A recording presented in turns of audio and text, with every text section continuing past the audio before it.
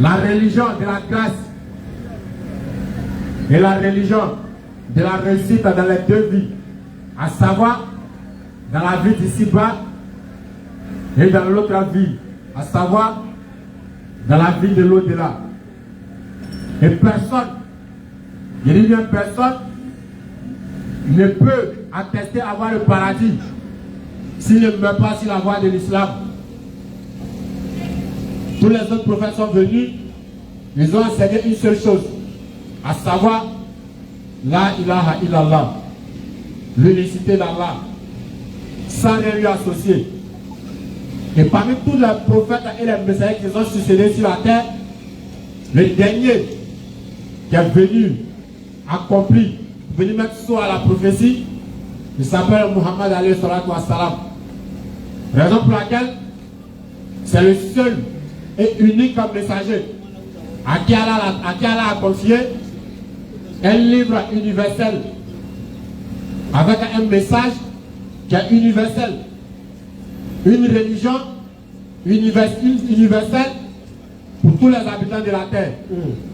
Comme Allah le dit au sujet de son prophète alayhi salatu wa salam, وَمَا أَرْسَلْنَاكَ إِلَّا كَافَّةً لِلنَّاسِ بَشِيرًا وَنَذِيرًا وَلَكِنَّ أَكْثَرَ النَّاسِ لَا يَعْلَمُونَ. Effectivement, Allah dit qu'il a envoyé son messager en tant qu'annonciateur et avertisseur. Effectivement, pour toute l'humanité, pour tous les êtres visibles comme invisibles. Effectivement, une fois que tu es dans l'univers, Allah dit qu'il a envoyé le prophète alayhi salatu wa salam en tant qu'avertisseur et annonciateur pour toi. Et c'est vers ce prophète-là, Muhammad alayhi salatu wa salam, qu'on vient vous appeler à suivre le message, à suivre la lumière qui est venue avec ce prophète, cette lumière qui n'est rien d'autre que le Coran. Cette lumière qui n'est rien d'autre que la guidée d'Allah. Et Allah donne cette guidée-là à qui il veut parmi ses serviteurs. Effectivement. Et quiconque embrasse cette lumière n'a pas d'autre destination que le paradis. Allah a dit, ceux qui disent à notre Seigneur Allah et qui ensuite se tiennent sur le droit chemin, qui font l'effort d'accomplir ce qu'Allah a ordonné et qui font l'effort de s'éloigner de ce qu'Allah a interdit. Allah a dit pour ceux-là, il ne doit avoir aucune crainte et il n'y a pas d'affliction pour ces personnes. Parce que ces personnes-là sont les habitants du paradis. Le salut du musulman est garanti. Sans ambiguïté. Sans besoin de beaucoup de démonstrations. Effectivement. Pour présenter Allah, il n'y a aucune ambiguïté. Le musulman présente Allah sans besoin de beaucoup d'efforts, sans besoin de beaucoup de démonstrations. Effectivement. Parce qu'Allah lui-même s'est présenté dans le Coran. Et Allah n'a pas eu peur de se présenter à sa créature. Parce que c'est lui qui a créé le monde de son contenu. Donc il ne peut avoir peur d'aucune de ses créatures. Tout est entre les mains d'Allah. Et tout ce qui se passe se passe selon le décret d'Allah. Rien ne lui échappe. Ce qui apparaît comme caché, Allah il le sait. Ce qui est passé, ce qui est présent et ce qui est futur, Allah il le sait. Effectivement. Allah il ne somnole pas. Allah il ne dort pas. Allah il ne meurt pas 3 nuits ou 3 jours. C'est clair. Aucune créature ne peut mettre la main sur lui et aucun cerveau humain ne peut concevoir Allah dans sa totalité. Et c'est vers ce Dieu-là qu'on vous appelle. Vers cette divinité-là. La divinité par excellence. La divinité sans ambiguïté. La divinité qui n'a pas de caractéristiques humaines. Parce que toute divinité donc présente, comme il s'est battu avec sa créature, et que sa créature a pris le dessus sur lui, ce n'est pas la divinité créatrice des cieux et la terre. Toute la divinité qu'on vous présente comme étant incapable de pardonner le péché de cette créature sans verser le sang d'une de ces créatures, ce n'est pas avec cette divinité-là qu'on vous appelle. Toute divinité qui a une image d'une de ces créatures, ou bien qui a une image, ou bien un semblable dans la création, ce n'est pas la divinité qui a créé les cieux et la terre. Tout ce que tu peux imaginer, tout ce que tu vas imaginer, ce n'est pas Allah. Même si c'est passé dans ton esprit un peu, du moment où c'est passé dans ton esprit d'être humain, c'est que ce n'est pas Allah. Personne ne peut imaginer Allah. Parce que si on pouvait imaginer Allah, on allait lui donner une forme, on allait lui donner une couleur de peau, comme certaines personnes l'ont fait. C'est clair. Ils ont présenté Dieu comme un être humain blanc, avec beaucoup de cheveux, Effectivement. aux yeux bleus. Non. Celui que tout le monde voit dans les films. Alors que si Dieu était venu sous une couleur de peau, Non. c'est que c'est Dieu même qui a créé la discrimination sur la terre. Effectivement. Parce que nous, les hommes, on a dit pourquoi Dieu n'a pas devenu un noir. Question. Les femmes, on a dit pourquoi Dieu n'a pas venu comme une femme.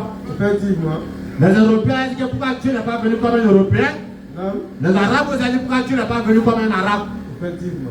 Allah il n'a pas de couleur. Allah n'a pas de nationalité. Donc on te dit que ton Dieu est un juif et que le salut passe par les juifs, ce n'est pas le Dieu créateur des cieux et la terre. Effectivement. Allah il n'a pas de tombe. Non. Si on te montre une quelconque tombe comme étant la tombe du créateur des cieux et la terre, sache que ce n'est pas Allah. Parce que Dieu même qui a créé c'est Dieu qui a créé le diable, et le diable qui est une créature d'Allah, le diable même n'a pas de tombe. Alors, si le diable n'a pas de tombe, et que Dieu il a une tombe, entre Dieu et le diable, à qui sera supérieur? Nous lançons un appel à tout le monde, quelle que soit la confession religieuse. Nous sommes dans une école à ciel ouvert. Nous sommes là pour l'éveil de la conscience et de l'intelligence. Nous sommes là afin de nous éclairer sur tout ce qui est flou, afin de transmettre la vérité comme elle doit être transmise. Présenter Allah comme il doit être présenté, présenter l'islam comme l'islam doit être présenté, et présenter le prophète Mohammed alayhi salatu wa salam comme il doit être présenté. Présenter le musulman comme il doit être présenté, et non le musulman que les gens veulent nous faire croire, et non le musulman que les gens veulent nous faire connaître, mais le musulman selon le Coran, le musulman selon la sunna, le musulman qui a pour modèle le prophète alayhi salatu wa salam. C'est ce musulman-là qu'on vient vous présenter. L'islam n'a rien à voir avec les sacrifices humains. L'islam n'a rien à voir avec le fétichisme. L'islam n'a rien à voir avec le charlatanisme. En islam, on ne consulte pas un homme. L'islam n'a rien à voir avec le fait de casser les canaris au carrefour. L'islam n'a rien à voir avec le fait de déposer les sacrifices au carrefour. Ce sont des choses que les gens ont collées à l'islam, mais ce n'est pas l'islam qui le demande. L'islam n'a rien à voir avec ce qu'on vous présente sur le net, ou dans les médias, ou même dans la radio. L'islam n'est pas une religion de violence. L'islam est une religion d'amour, une religion d'entraide, une religion de miséricorde. Le nom islam, même si ça sous d'un attribut d'Allah, qui est as-salam, qui veut dire paix. Donc le véritable musulman, partout où il est, c'est la quiétude, c'est la paix. Ce qui n'a rien à voir avec ce que les gens veulent nous faire croire sur à la télé et même à la radio. Effectivement. L'islam, c'est la religion universelle. C'est clair. L'islam n'appartient pas aux Arabes. Effectivement. L'islam n'appartient pas aux Djoula. Non. Mais nous et les Arabes, ainsi que tous les autres musulmans étant sur la terre, nous sommes tous des frères de la foi. Effectivement. Ça, c'est un salam à notre ignorant de Tortue Ninja une fois de plus, Non. qui sort dans une de ses vidéos et qui dit que les Arabes ne sont pas lui ses frères. Parce que lui déteste les Arabes. Subhanallah. Il déteste les Arabes, il n'aime pas les Arabes. Et lui, c'est-à-dire que c'est un kémite à camoufler, qui se fait passer pour un musulman. C'est clair. En islam, il y a l'amour du prochain. Allah a mis tout le monde sur le même pied d'égalité. Allah dit qu'il nous a créé d'un mâle et d'une femelle. Non. Et qu'il a fait l'une des nations et des tribus pour qu'on puisse s'entreconnaître. Effectivement. Raison pour laquelle l'autre il est ivoirien, Non. l'autre il est français, l'autre il est saoudien, Non. l'autre est marocain. C'est clair. Allah il a fait ça pour qu'on puisse s'entreconnaître. Effectivement. Mais Allah il dit, le plus noble d'entre nous auprès de lui, Allah, ce n'est ni le noir. Non. Parce que le racisme n'a pas sa place en islam. Certaines personnes accusent les blancs d'être racistes. Alors qu'eux-mêmes étant noirs, il n'y a pas plus raciste qu'eux. Parce que lorsque tu ouvres ta bouche, pour dire que toi tu es mieux que les Arabes, c'est que tu es en train de parler de la même manière comme les blancs qui disent qu'ils sont mieux que les noirs. Quelle est la différence entre toi et le blanc qui dit que lui est mieux que les Africains? Le racisme n'a pas sa place en islam. En islam, nous sommes tous sur le même pied d'égalité devant Allah. Mais la distinction se fait par quoi? Allah dit que le plus noble d'entre vous auprès d'Allah est le plus pieux. Et Allah n'a pas encore arrêté là. Allah dit que tous les musulmans sont des frères. En un mot, tous les croyants sont des frères. Non. Et Allah dit établissez la concorde entre vos frères. Effectivement. Allah dit que d'établir la concorde entre les frères. Si un musulman est arabe et que moi je suis un musulman africain, cet arabe-là il est mon frère. Non. Donc je n'ai pas le droit de le détester. Effectivement. Si moi je suis musulman africain et qu'il y a mon frère européen, un français qui est musulman, Non. ce français-là il est mon frère. Effectivement. Parce que tous les musulmans sont des frères. C'est clair. Si je suis ivoirien et qu'il y a mon frère malien qui est musulman, automatiquement ce frère malien-là il est mon frère. C'est clair. Parce que tous les croyants sont des frères. Effectivement. Et alors encore il dit, Non. il dit de repousser le mal parce qu'il est meilleur. C'est clair. Pas tu dis que je ne prie pas derrière les Arabes, que parce que les Arabes n'aiment pas les Noirs. C'est l'ignorance. Que non, si il y a une mosquée arabe, il ne rentre pas là-bas. Parce que les Arabes n'aiment pas les Noirs. C'est-à-dire que toi tu montres la suprématie d'une race sur une autre race. C'est quel islam qui t'a enseigné ça? Question réflexion. Le dernier serment du prophète alayhi salatu wa salam, Non. son hajj d'adieu, comme les gens l'ont appelé. Dans son dernier serment, qu'est-ce qu'il a dit? Allons-y. Il dit le noir. Il dit l'arabe n'est pas supérieur au non-arabe. Effectivement. Le non-arabe n'est pas supérieur à l'arabe. Non. Mais la suprématie se voit où? C'est dans la piété. Si le noir est plus pieux que l'arabe, auprès d'Allah, le noir il est meilleur que l'arabe. C'est clair. Mais si l'arabe est plus pieux que toi, Non. auprès d'Allah, il est meilleur que toi. Effectivement.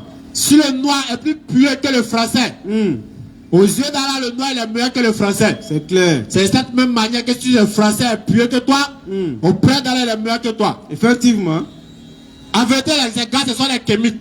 C'est clair. Ils sont cachés derrière le christianisme, on les a démasqués. Effectivement. Ils sont cachés derrière le fétichisme, on les a démasqués. Non. Parce que la dernière bête à abattre, c'est l'islam. C'est clair. Ils ont déjà fini toutes les autres religions. Effectivement. La religion qui doit, c'est que la religion à combattre, c'est l'islam. Mais ils savent que de l'extérieur, ils ne peuvent plus avoir l'islam. Non. Donc qu'est-ce qu'on doit faire? Il faut qu'on s'introduise dans l'islam et qu'on fabrique des pseudo-savants afin de venir s'aimer le doute dans la tête des gens. Non. Voici la nouvelle émission. Mais elle a dit, de leur bouche, ils veulent éteindre la lumière d'Allah. Alors qu'Allah va parachever sa lumière, n'en déplaise aux mécréants. C'est clair. N'en déplaise aux ennemis de l'islam. Lorsque vous fabriquez des imams pour envoyer, lorsque vous fabriquez des prédicateurs pour envoyer, chez vous, vous êtes en train de combattre l'islam. Non. Mais ces personnes-là encore sont en train de faire la promotion de l'islam même sans s'en rendre compte. C'est clair. Parce que quelqu'un qui a plus de 3000 ou même 6000 ou 7000 personnes sur son live, en train de parler de l'islam. Non. Même s'il parle mal de l'islam, quelque part, il est en train de tirer la curiosité des gens à aller voir c'est quoi l'islam. C'est clair. Parce que ceux qui t'écoutent, c'est de l'islam, tu les parles. Effectivement. Mais c'est l'islam lui est en train de parler là, c'est quoi? Le gars va aller faire des recherches, et c'est là la guidée va se convertir à l'islam. Allahu Akbar. Eux, ils attaquent et Allah, ils contre-attaquent. C'est clair. Vous ne pourrez jamais éteindre l'islam. Allahu Akbar. Et aussi, les désespérés spirituels qui s'accrochent à Tortue Ninja. Non, Jeff vous cherche. Sinon, lui, il sait où on est. C'est clair. À la BAM, non, c'est cache pas où. Effectivement. Non, on fait la prédication dans les rues. Non. Comment chercher quelqu'un qui est dans la rue? Question réflexion. Quelqu'un, à chaque fois, va le faire rappel, publier affiche. À tel heure, tel jour, et c'est à tel endroit. Effectivement. Toi, tu le cherches comment? C'est clair. Si tu le cherches sur le programme, tu dois le trouver. C'est tout. Mais le problème, c'est qu'à Côte d'Ivoire, ici, c'est pas les gens qui nous cherchent, mais c'est nous, on cherche les gens. C'est ça. C'est ce qu'on vous dit tous les jours. Cette ignorance dont vous êtes auquel vous êtes accroché, sa chance, c'est qu'il n'est pas en Côte d'Ivoire. Toujours, on le répète. Effectivement. Sa chance, il n'est pas en Côte d'Ivoire, il n'est même pas en Afrique. Non. Sinon, prendre le train pour aller là-bas, même, c'est rien. C'est clair. Ou bien monter dans un camp pour aller croiser cette personne, c'est rien. Effectivement. Mais la personne, il est en Europe. Nous, en Afrique.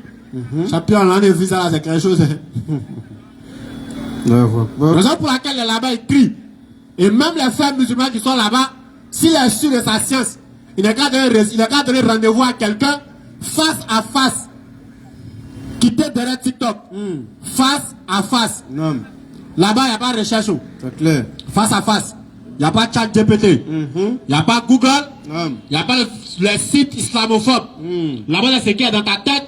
Et c'est le Coran colo devant nous tous. Effectivement. Ils ne sont jamais de sa cachette, mais il reste assis dans son salon et puis il lance des défis. Mais comme il y a des désespérés spirituels qui sont en quête de quelqu'un qui va venir descendre à l'islam, ils ont tous ceux qu'ils ont envoyés, on les a nettoyés. Ils ont envoyé un même qui parlait hébreu, lui il a été nettoyé. Ils sont allés prendre un qui parlait arabe, lui il a été nettoyé. Vite. Ils sont allés prendre un impoli qui passe son temps à insulter arabe, lui il est rentré en brousse. Donc maintenant ils sont allés s'accrocher à qui? Au savant virtuel qui est assis dans son salon et puis il lance des défis. On ne lance pas de défis pour rester à la maison. C'est clair. Dites, trouvez-moi dans tel coin à telle heure pour venir me prouver qu'elle a prière obligatoire en islam. Tu vas voir si les gens vont venir à ta rencontre. C'est clair. Non, venez ici, panel. Panel, moi, te pose des questions, tu bloques les gens. Tout musulman qui fait la dawa, et puis la plupart de ses supporters sont les ennemis de l'islam, posez-vous des questions sur la dawa de cette personne. C'est que quelqu'un fait la dawa. On dit que c'est le message de l'islam qu'il est en train de transmettre. Et puis la plupart de ceux qui le suivent, ce sont les ennemis de l'islam. Si ce n'est pas chrétien, c'est kémite. Ou bien athée. Encore une fois ici, en tout cas, ils sont à la recherche de quelqu'un qui va venir descendre dans l'islam. Parce que tous ceux qui sont venus, eux tous ont pris leur retraite. D'autres ont construit leur petite église. Ils sont devenus pasteurs. D'autres sont devenus politiciens. Effectivement. D'autres sont devenus influenceurs. Parce qu'ils ont vu que sur le terrain de l'échange de l'interreligieux, il n'y a pas de place là-bas. Donc lorsque vous partez en bas des directs, en train d'écrire, Tortue Ninja vous cherche. C'est nous-mêmes on le cherche. Mais c'est parce qu'il est loin de nous. Pour dire quoi? Personne ne peut venir descendre dans l'islam. Parce que l'islam c'est la religion d'Allah. Et nous étant musulmans, nous sommes fiers d'être musulmans. Et étant fiers d'être musulmans, Allah nous a donné quelque chose. Un trésor. Et ce trésor-là, c'est Allah même qui s'est déclaré comme étant gardien de ce trésor-là. Il a dit, c'est nous qui avons fait descendre dans le Coran et c'est nous qui en sommes gardiens. Non, c'est Allah qui a fait descendre dans le Coran et c'est Allah qui est gardien de son livre. Raison pour laquelle personne ne peut venir changer quoi que ce soit dans le message de l'islam. Parce que le Coran a déjà tout dit. Et Allah a mis un tampon sur la prophétie. Dans la sourate 5, le verset 3, Allah a dit, aujourd'hui, j'ai parachevé pour votre religion. Et j'ai accompli sur vous mes bienfaits. Et j'agrée l'islam pour vous comme religion. Allah a déjà mis le tampon sur sa religion. Allah a déjà mis le cachet. Raison pour laquelle toute innovation, tout mensonge qu'on vient nous présenter en disant que c'est le message de l'islam, nous on détecte ça facilement. Parce que Allah a déjà mis le tampon sur sa religion. Et le prophète il a dit, je m'en vais et je vous laisse deux choses. Si vous vous accrochez à ça, vous ne serez jamais perdus. C'est clair. Et ces deux choses sont quoi? Le Coran et la sunna authentique du prophète alayhi salatu wa salam. Effectivement. L'islam est complet. Non. On n'a plus besoin de nouvelles choses. On n'a plus besoin de nouvelles révélations. Non. En islam, on n'attend pas révélation. Si tu attends révélation, va dans notre religion. C'est clair. En islam, le prophète alayhi salatu wa salam est parti avec la révélation. Effectivement. À l'islam, c'est ça qu'on vient vous inviter. Et dans le Coran, Allah parlait de son prophète alayhi salatu wa salam. Dans la sourate 3, le verset 31, Allah dit, dis, oh Muhammad, dis, si vous aimez véritablement Allah, suivez-moi. Allah vous aimera Allah et Allah vous pardonnera vos péchés. Donc nous étant musulmans, nous avons un seul guide. Et ce guide-là, c'est le prophète alayhi salatu wa salam. Et pour avoir l'amour d'Allah, il faut suivre le prophète alayhi salatu wa salam. Effectivement. Et non les êtres humains. C'est clair. Parce que tu vas courir derrière l'amour des hommes. Tu ne vas pas avoir l'amour sincère des hommes. Et puis tu vas sortir perdant auprès d'Allah. Effectivement. Mais il a dit à son prophète, dis-leur. Non. Si vous aimez Allah, suivez-moi. Allah va vous aimer. L'amour d'Allah au-dessus de tout. Effectivement. Et Allah va pas s'arrêter là. Non. Et Allah va vous pardonner encore votre péché. Effectivement. Alors que si Allah te pardonne tes péchés et que tu meurs étant dans l'agrément d'Allah, ton sort n'est rien d'autre que le paradis. C'est clair. C'est ce prophète-là que nous suivons. Allahu Akbar. Et ce prophète-là encore, il a dit, dans la sourate 12, le verset 108, il dit, voici ma voix. Moi et ceux qui me suivent, Allahu Akbar. nous appelons au chemin d'Allah en nous basant sur une preuve évidente. Clairvoyance. Et cette preuve évidente, c'est quoi? C'est le Coran. Et il dit, croire à Allah, je ne suis point du nombre des associateurs. Allahu Akbar. Le Coran. Et dans ce Coran-là, Allah il a tout détaillé. Et dans ce Coran, on trouve les 5 piliers de l'islam dans le Coran. Non. Les 2 attestations de foi se trouvent dans le Coran. Effectivement. La salat se trouve dans le Coran. C'est clair. La zakat dans le Coran. Effectivement. Le hajj Non. dans le Coran. C'est clair. Le pèlerinage est encore dans le Coran. Allahu Akbar. Les 6 piliers de la foi. Non. Al-Iman se trouve dans le Coran. Croire à Allah, c'est écrit dans le Coran. Croire en ses messagers, c'est écrit dans le Coran. Effectivement. Croire en ses livres, c'est écrit dans le Coran. Croire aux anges, c'est écrit dans le Coran. Croire au jour de la résurrection, ça c'est écrit dans le Coran. Effectivement. Et croire au destin ou au décret d'Allah, bon comme mauvais, c'est écrit dans le Coran. C'est clair. Mais il y a une chose encore fondamentale en islam. Quelque chose qui est très important pour tout être humain dans sa vie, c'est-à-dire que dans sa vie islamique, dans sa religion ou même dans sa vie d'ici-bas. Et cette chose-là, c'est quoi? On appelle ça al-hikmah. La sagesse. C'est clair. Dans la sourate 2, le verset 269, Allah dit qu'il donne la sagesse à qui il veut. Effectivement. Mais celui à qui la sagesse a été donnée, Non. Allah lui a fait vraiment une grâce énorme. C'est clair. Mais elle a dit que seuls les gens qui réfléchissent, ça se rappelle. Effectivement. Seuls les doués d'intelligence, ça se rappelle. Non. Mais c'est quoi la sagesse? On parle de sagesse. C'est quoi la sagesse? Dans la sourate 16, le verset 125, elle a dit Ud'u ila sabili rabbika bil hikma Non. wa mau'izatu hasana wa jadilhum billati hiya ahsan. C'est clair. Elle a dit par la sagesse et la bonne exhortation, appelez les gens au sentier de votre Seigneur et discutez avec eux de la meilleure des façons. Effectivement. Toujours al-hikmah. Mais c'est quoi la sagesse? Question, réflexion. On parle de sagesse. Comment appeler les gens avec sagesse? Non. Parce que souvent les gens confondent beaucoup de choses. Certains confondent sagesse et laxisme religieux. Certains confondent sagesse et laxisme. Effectivement. Au nom de la sagesse, ils banalisent le péché. Et quand quelqu'un essaie de faire le rappel, on dit non, vous n'êtes pas sage, parlez doucement. Subhanallah. C'est quoi la véritable sagesse? La véritable sagesse, c'est de suivre la sunna du prophète alayhi salatu wa salam. C'est clair. La véritable sagesse, Écoutons. c'est être dans le juste milieu. Effectivement. Comme Allah même a dit au sujet de nous dans la sourate Bakara. Non. Et dit nous avons fait de vous une communauté du juste milieu. Non. Al-Wasati, le juste milieu. Effectivement. Non dans le laxisme Non. et non dans l'extrémisme. C'est clair. Ou non dans l'exagération. Effectivement. Le laxisme c'est quoi? C'est-à-dire que c'est la paresse. Faire quelque chose avec paresse. La complaisance. Avec désintérêt. On dit ça là, c'est un péché.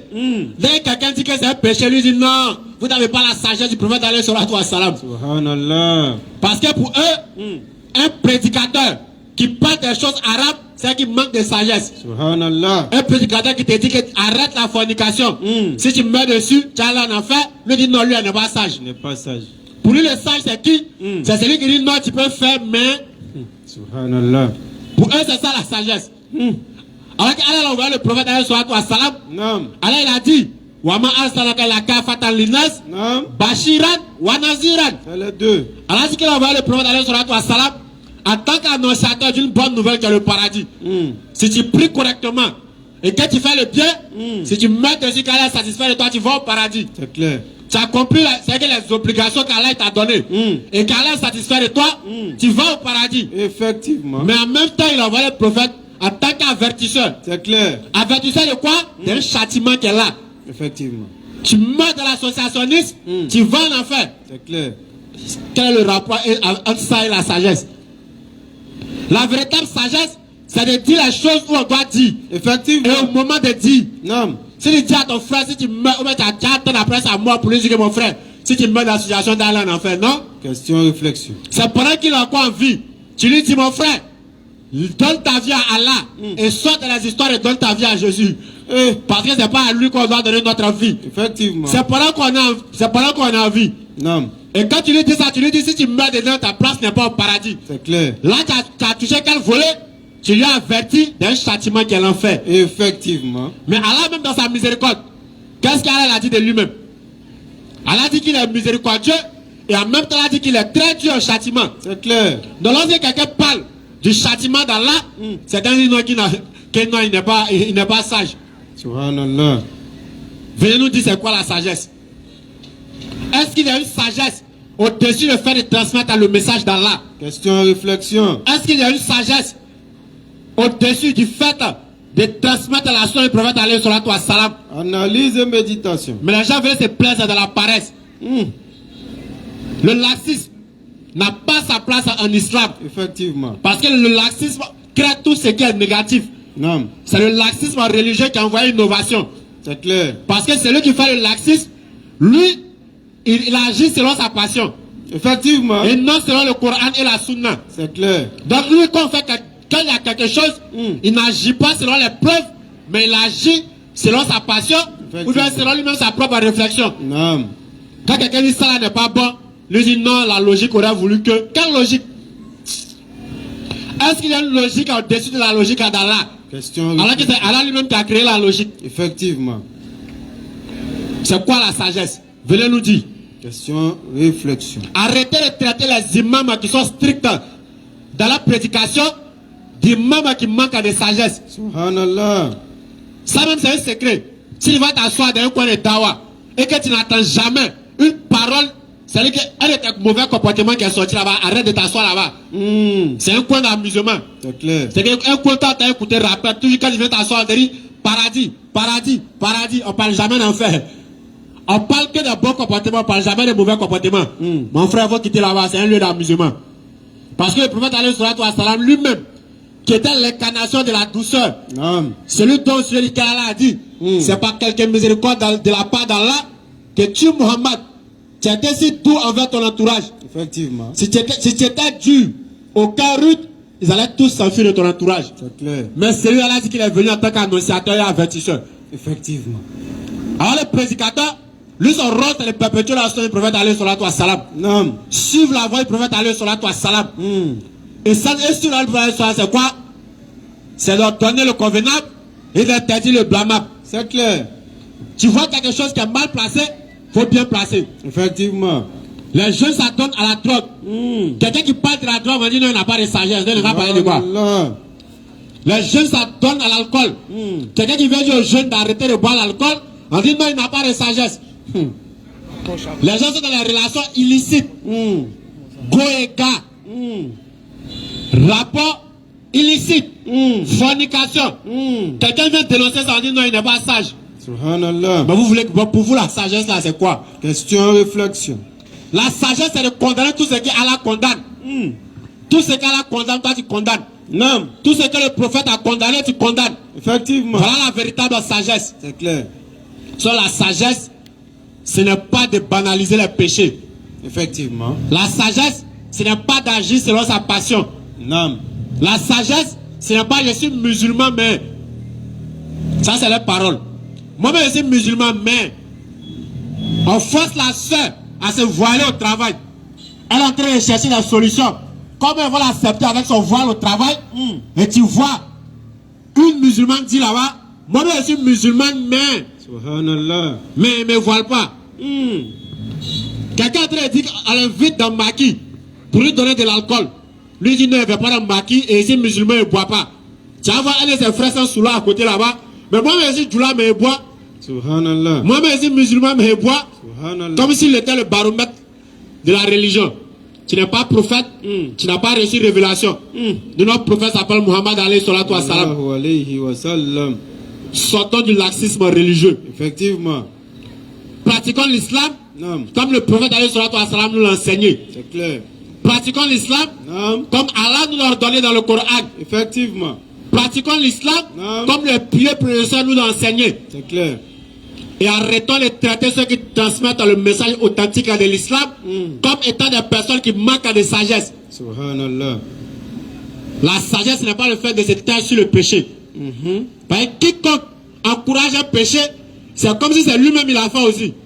Effectivement. C'est cette même manière. Quiconque encourage au bien, c'est comme si c'est lui-même il a fait le bien. Ah, c'est clair. Donc tout péché sur lequel tu vas te taire et que tu vas approuver, c'est comme si c'est toi-même aussi qui es en train de commettre le péché. Effectivement. Et quand la calamité d'Allah va s'abattre, tu penses que ça va trier. Quand la frappe dans un environnement, il trie pas où? C'est clair. Allah a dit, craignez une calamité qui n'affligera pas seulement les injustes d'entre vous. Ah, ça. Tu marches avec les voleurs. Non. Lorsqu'elle va vouloir punir les voleurs, tu vas prendre pour toi. Effectivement. Tu marches avec les fumeurs de drogue. Le jour où ils vont les attraper, tu peux avoir trier parmi vous là qui fument pas. C'est vous tous qui vont attraper. Effectivement. Tu marches avec les braqueurs. Non. Quand vous venez les attraper, vous parmi vous qui est braqueur, qui n'est pas braqueur. C'est vous tous qui vont attraper pour aller. Effectivement. Arrêtez de prendre le laxisme comme de la sagesse. C'est quoi la sagesse? Question, réflexion. Et c'est quoi être strict dans sa religion? Analyse et méditation. Parce que souvent aussi, il y a certaines personnes qui confondent être strict dans sa religion et être extrémiste. Ça aussi, c'est vrai. Le musulman, c'est que le musulman est un homme du juste au milieu. C'est clair. Il n'est pas dans le laxisme et il n'est pas dans l'exagération. Effectivement. Le prophète alayhi salatu wa salam, Allah a dit à son sujet qu'il était doux. Non. Mais est-ce qu'il n'était pas strict dans ses obligations? Très strict. Est-ce que le fait d'être strict te pousse à être extrémiste avec tes frères? Question, réflexion. Tu dois être strict dans ta religion tout en poussant les gens à embrasser l'islam. Effectivement. Mais si toi étant strict dans ta religion, tu fais fuir les gens de l'islam, Non. toi tu n'es pas strict. Tu es de l'exagération. C'est clair. Tout a déjà été établi dans le Coran. Effectivement. Tout a été établi dans l'islam. Non. Et le prophète alayhi salatu wa salam, il était doux quand il fait être doux. Et dur quand il doit être dur. Voilà la véritable sagesse. Être strict, ce n'est pas traiter tout le monde d'égaré. Ce n'est pas parce que toi tu traites les autres d'égaré que toi tu es guidé. Ça, c'est clair. Parce qu'il y a certaines personnes, lui tout le monde est égaré sauf lui. Effectivement. Et lui pense qu'en disant aux autres qu'ils sont égarés, c'est ce qui fait de lui un être guidé. Subhanallah. La guidance, c'est dans les actes. Les actes que tu poses, c'est ça qui va te montrer si tu es guidé ou pas. Effectivement. C'est pas le fait de traiter tes semblables d'égarés. Non. Il y a d'autres pour eux, tous les prédicateurs sont égarés, sauf eux, leurs prédicateurs. Subhanallah. Alors, le prophète alayhi salatu wa salam, il a dit, en me basant sur une preuve évidente. Non. Tout ce que tu dois dire en islam, ça doit être suivi de preuves. Tu fais la salat, quelle est la preuve? Question, réflexion. Tu as compris la salat 5 fois par jour, quelle est ta preuve? Tu récites le Coran et tu récites une sourate après la Fatiha, quelle est ta preuve? Tu jeûnes le mois de Ramadan, tu as quelle preuve? Tu fais le Hajj, tu as quelle preuve? Toi si tu refuses de prier derrière les Arabes, tu as quelle preuve? Ah, c'est quoi encore? Tu dis que tu détestes les Arabes, tu as quelle preuve? Et d'abord, tu détestes même tes frères africains qui suivent les Arabes. Je vous ai dit, ces personnes ne sont pas venus parler de l'islam. Effectivement. Ils sont venus semer la confusion et la division au sein de la communauté du prophète alayhi salatu wa salam. C'est clair. Mais le problème, c'est que ça n'a pas commencé par eux et ça va finir par eux. Ça, c'est clair. Il y a eu des personnes au temps du prophète même. Et ils sont venus qu'ils sont messagers. Effectivement. Mousseline tout Kenzab est là. On a entendu son histoire. Non. Il dit le prophète est le dernier des messagers, lui il est le dernier des prophètes. Ah ouais. Et lui il est resté dans ça jusqu'au temps d'Abouba qu'il était dedans. Lui quand il est venu avec un livre, que c'est une révélation que lui il a reçue d'Allah. Ah, c'est un fou encore. Ce n'est pas par vous, ça a commencé, ça va se terminer par vous. Effectivement. L'islam a des ennemis plus rudes que vous. Non. Plus acharné. C'est-à-dire plus instruits que vous. Non. Ce n'est pas quelqu'un qui a eu unité pour ça, sur les TikTok qui a venu faire l'islam. C'est qu'on a eu même des personnes qui disaient parler hébreu. Tous ceux-là ont été calmés. C'est clair. C'est Allah qui protège sa religion. Effectivement. Ce n'est pas vous qui allez mettre fin à l'islam. Non. L'islam va s'arrêter le jour où Allah va décider de mettre fin à son monde. Ça, c'est clair. L'islam a commencé depuis la création et l'islam c'est jusqu'à la fin des temps. Effectivement. Sortons de l'extrémisme. Non. Le musulman ne doit pas être extrémiste. Le musulman doit donner l'envie aux gens d'embrasser l'islam. Ça, c'est clair. Et non l'envie de faire fuir les gens de l'islam. Le musulman c'est qui? C'est celui qui encourage ses frères dans le bien. Effectivement. Et non dénigrer ses frères c'est-à-dire devant d'autres personnes. Subhanallah. À l'instant de ces ignorants qui s'arrêtent pour dire que les gens qui font l'interreligion ne connaissent rien de l'islam. Ça, c'est qui encore? Et ce qui me fait rire, l'argument farfelu qu'il a donné, il dit qu'on vient poser question aux gens qui font l'interreligion, ils disent allez demander aux imams. Aïe. C'est pour ça qu'il parlait de sagesse. Subhanallah. Il faut être sage pour comprendre ça aussi. Ah. Mais le problème, ce n'est pas vous. Ceux même qui vous ont expliqué ce comportement, même ils regrettent pour que vous enseignez ça. Subhanallah. Parce que même ils n'arrivent plus à vous contrôler. Effectivement. Vous êtes devenus incontrôlables dans eux-mêmes les mains et de la main de la communauté. Ça, c'est bon. Raison pour laquelle eux-mêmes souvent vous tapez sur eux qu'eux-mêmes ils sont égarés aussi. Ça seulement, c'est bon. Mais c'est bon quand on prend ton propre chicote pour te chicoter. Bolo kelaï kalaï. Que non, que quand on va leur poser la question, comment on arrange la prière, ils disent non, allez demander aux imams. Que ça veut dire qu'eux-mêmes, ils ne connaissent pas l'islam. Naloma. Après, vous savez venir. Naloma. C'est aussi on parlait de sagesse. C'est quoi la sagesse? Dans la communauté, chacun a son rôle. Non. Et un musulman, lorsque tu t'engages sur une mission, reste droit dans ta mission. C'est clair. Si toi, tu as déjà échangé avec quel gars de l'inter-religieux, et puis tu as dit qu'il ne connaît pas sa religion. Subhanallah. Ou bien tu as pris quiconque, tu l'as posé une question sur l'islam, et puis tu n'as pas répondu. Vraiment. Le temps de rappel est court.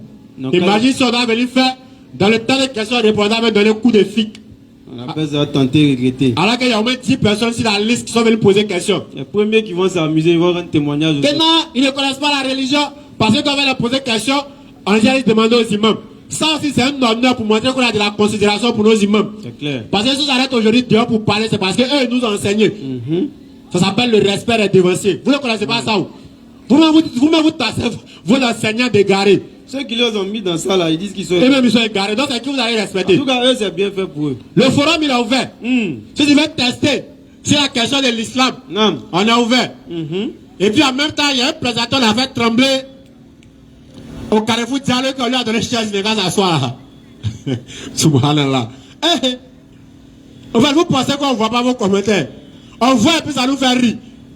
Toi, tu as invité la BAM dans ton quartier. On t'a donné un micro, tu as tremblé quand on t'a donné chaise, tu t'as assis, tu ne tenais pas sur tes pieds. C'est pas la peine. Et tu reviens encore bas de direct, tu déposes ton numéro qu'on va t'appeler. On va aller te dire quoi? Vraiment, Internet quoi. Le gars il tremble jusqu'à. Il tremble, il va donner une chaise, il va s'asseoir, il va tomber. La vidéo est sur la page. Mais lui, il revient aujourd'hui en bas de direct de banque pour dire voilà son numéro, on va l'appeler pour faire débat. Toi, on va te dire quoi? Internet a donné elle à tout le monde. Il cherche non. Et ce sont ces mêmes personnes-là. Lorsqu'on parle de l'islam, eux parlent de sagesse. Parce que pour eux, le fait de banaliser le péché, c'est ça la sagesse. Lorsque quelqu'un vole, on crie voleur, on dit non, on parle du voleur. Mais c'est un voleur. Quelqu'un ment, on dit non, on parle du menteur. Mais c'est un menteur. Quelqu'un prie pas, on lui dit que mon frère, si tu ne pries pas que tu meurs et tu vas aller en enfer, ils disent non, c'est pas ça la sagesse. On lui dit mon frère, même si tu fais le mal, il faut prier. Ça, c'est le premier argument. Effectivement. Il faut prier seulement. Même si tu tues l'homme, il faut prier. Subhanallah. Même si tu bois l'alcool, il faut prier. Même si tu commets la fornication, il faut prier. Ça, c'est le premier slogan de ceux qui sont dans le laxisme. Pourquoi ne pas le conseiller directement en lui disant, mon frère, tu es musulman. Et il y a certains comportements qui ne vont pas avec l'islam. C'est clair. Fais l'effort, arrête de voler et accomplis ta solat. Effectivement. Maintenant, il dit non, mon frère, vole, continue de prier. On dit c'est ceux-là qui sont les meilleurs prédicateurs. Et pour eux, c'est ça la meilleure prédication. Eux veulent qu'on vienne dire non, l'alcool n'est pas interdit, vous pouvez boire, mais ne vous saoulez pas. Mais comment on peut se saouler sans boire? Subhanallah. Aujourd'hui, venez nous dire, ce que l'islam dit, l'alcool n'est pas interdit, mais ça c'est saouler là qui est interdit. Bon, comment on doit se saouler sans boire alcool? Venez nous dire. Vraiment. Pour pouvoir boire l'alcool, il faut être saoulé. Vous pensez que ceux qui se saoulent là, c'est pas qu'ils avaient envie de se saouler. C'est l'inspiration qui montre qu'ils se saoulent. C'est clair. Toi, Allah dit éloignez-vous-en. Toi, tu dis non, non, n'est pas sage. C'est toi-même qui n'es pas sage. C'est clair. Réveillez-vous pendant qu'il est encore temps. Non. Tous les prédicateurs ne sont pas à prendre comme modèle. Les véritables prédicateurs sont ceux qui appellent au Tawhid. Les véritables prédicateurs sont ceux qui transmettent le message d'Allah comme il est transmis dans le Coran. Effectivement. Les véritables prédicateurs sont ceux qui transmettent le message de l'islam comme le prophète nous l'a enseigné. C'est clair. Quitter derrière les personnes qui sont à la recherche de l'amour de Dunya. Effectivement. Dunya même on parti pour laisser. Non. Il faut avoir des millions. Sinon, il faut avoir milliards. Il faut avoir la plus grosse des maisons. Non. La plus grosse des voitures. On ne dit pas qu'il ne faut pas aller chercher l'argent. Effectivement. Parce que souvent, les gens ont tendance à tordre le message des gens. Non. On t'a pas dit qu'il ne faut pas aller travailler pour avoir l'argent. On t'a pas dit qu'il ne faut pas aller travailler pour construire une maison. Mais on dit, il ne faut pas l'amour excessif de Dunya va te détourner du message d'Allah. C'est clair. Voilà ce qu'on vient te dire. Effectivement. Il ne faut pas ton amour de l'argent va te faire oublier la tombe. Non. Il ne faut pas la fraîcheur de Bengue va te faire oublier la chaleur de la tombe. Subhanallah. Parce qu'on a vu beaucoup de frères, lorsqu'il était dans le bateau, c'était chaud. Il dit Dieu, Allah, s'il m'avait sorti de ça, c'est juste qu'il a prié. Et Allah. Il est rentré en bain, il a oublié sa promesse qu'il a fait à Allah. Subhanallah. Il y a d'autres qui étaient dans l'avion. On n'a pas encore monté dans l'avion, mais dans l'avion, quoi, ça fait coucou, coucou. Dodan. Voilà, on est à Dodan en haut là-bas. C'est ça. On est quand l'avion là avec Dodan. Le gars commence à faire les doigts. Il y a là, pardon, si l'avion là ne fait pas crash, il est juste qu'il a tombé. En tout cas, ça là, il y avait un fils Coran en train de crier. Là, il n'a pas, c'est pas Surat qui est sorti, hein. La mort, c'est l'homme, hein. Ah! Donc le gars, quand il voit la mort, il dit non, il y a Allah. S'il dit, me délivre de ça là. Non, s'il arrive là-bas, là, il a prié. Mais il est arrivé là-bas, fraîcheur et bang, il a fait oublier la chaleur de la tombe. Effectivement. Parce que souvent, quand ils arrivent là-bas, pour eux, le jugement de ceux qui sont en Europe est différent du jugement de ceux qui sont en Afrique. Non. Tout le monde sera jugé sur le même pied d'égalité. Subhanallah. Même le président du pays où tu te trouves, lui aussi sera jugé. Effectivement. Souvenez-nous d'Allah. Non. Soyons des musulmans du juste milieu. C'est clair. Ne soyez pas des musulmans qui sont dans le laxisme et ne soyez pas des musulmans qui sont dans l'exagération. Effectivement. Soyons des musulmans selon le Coran. Soyons des musulmans selon la Sunna. Allah. Sur ce, salam alaikum wa rahmatullah. S'il y a déjà des questions, on va se préparer. Il faut déjà prendre les questions. أعوذ بكلمات الله التامة من شر ما خلق بسم الله الذي لا يضر مع اسمه شيء في الأرض ولا في السماء وهو السميع العليم آمين سبحانك لا علم لنا إلا ما علمتنا إنك أنت العليم الحكيم آمين رب زدنا علما يا كريم رب اشرح لي صدري ويسر لي أمري واحلل عقدة من لساني يفقهوا قولي آمين. Assalamu alaikum à tous et bonsoir à ceux qui ne sont pas musulmans. Alhamdulillah, l'exposé du frère Mahmoud est très très bénéfique, d'autant plus qu'il traite de ce qui est d'actualité. D'un côté, il y a le laxisme religieux et de l'autre côté, il y a l'exagération. Alors que tout ça a été traité dans le Coran par Allah. Allah le Coran il est complet. Vous verrez que Allah il va dire dans un verset de la sourate 4, Ya ahlal kitab, la taqlu fi dinikum, wa la taqulu ala Allahi illa al-haq. Écoutez. Regardez comment ce verset est doux. Oh, gens du livre, juifs, chrétiens. Pourquoi là il interpelle ces deux groupes-là? Écoutez. Mais précisément quand on va aller un peu loin dans le verset, on verra que le verset est particulier aux chrétiens. Mais je vais essayer de prendre les deux pans. Écoutez. Aujourd'hui, les juifs ont fait de leur religion une religion communautaire. À l'instar aujourd'hui des gens qui sont dans notre communauté, qui ont attaché le paradis à une appellation. Écoutez bien. Qui ont attaché le paradis à un groupe bien précis. Alors que le prophète a attaché le paradis à des critères, à une certaine pratique. Suivre le Coran pardon, et suivre sa sunna. C'est ça, la pratique. Pas l'appellation. Clair. Donc les juifs, ils ont fait de leur religion une religion communautaire. Il faut être juif pour être sauvé. Ça, c'est une forme d'exagération dans la religion. Clair. La taqlu fi dinikum. N'exagérez point dans votre religion. Écoutez. De l'autre côté, nos frères chrétiens, eux, Au lieu de sous-estimer comme les Juifs, la personne est Isa alayhi salam.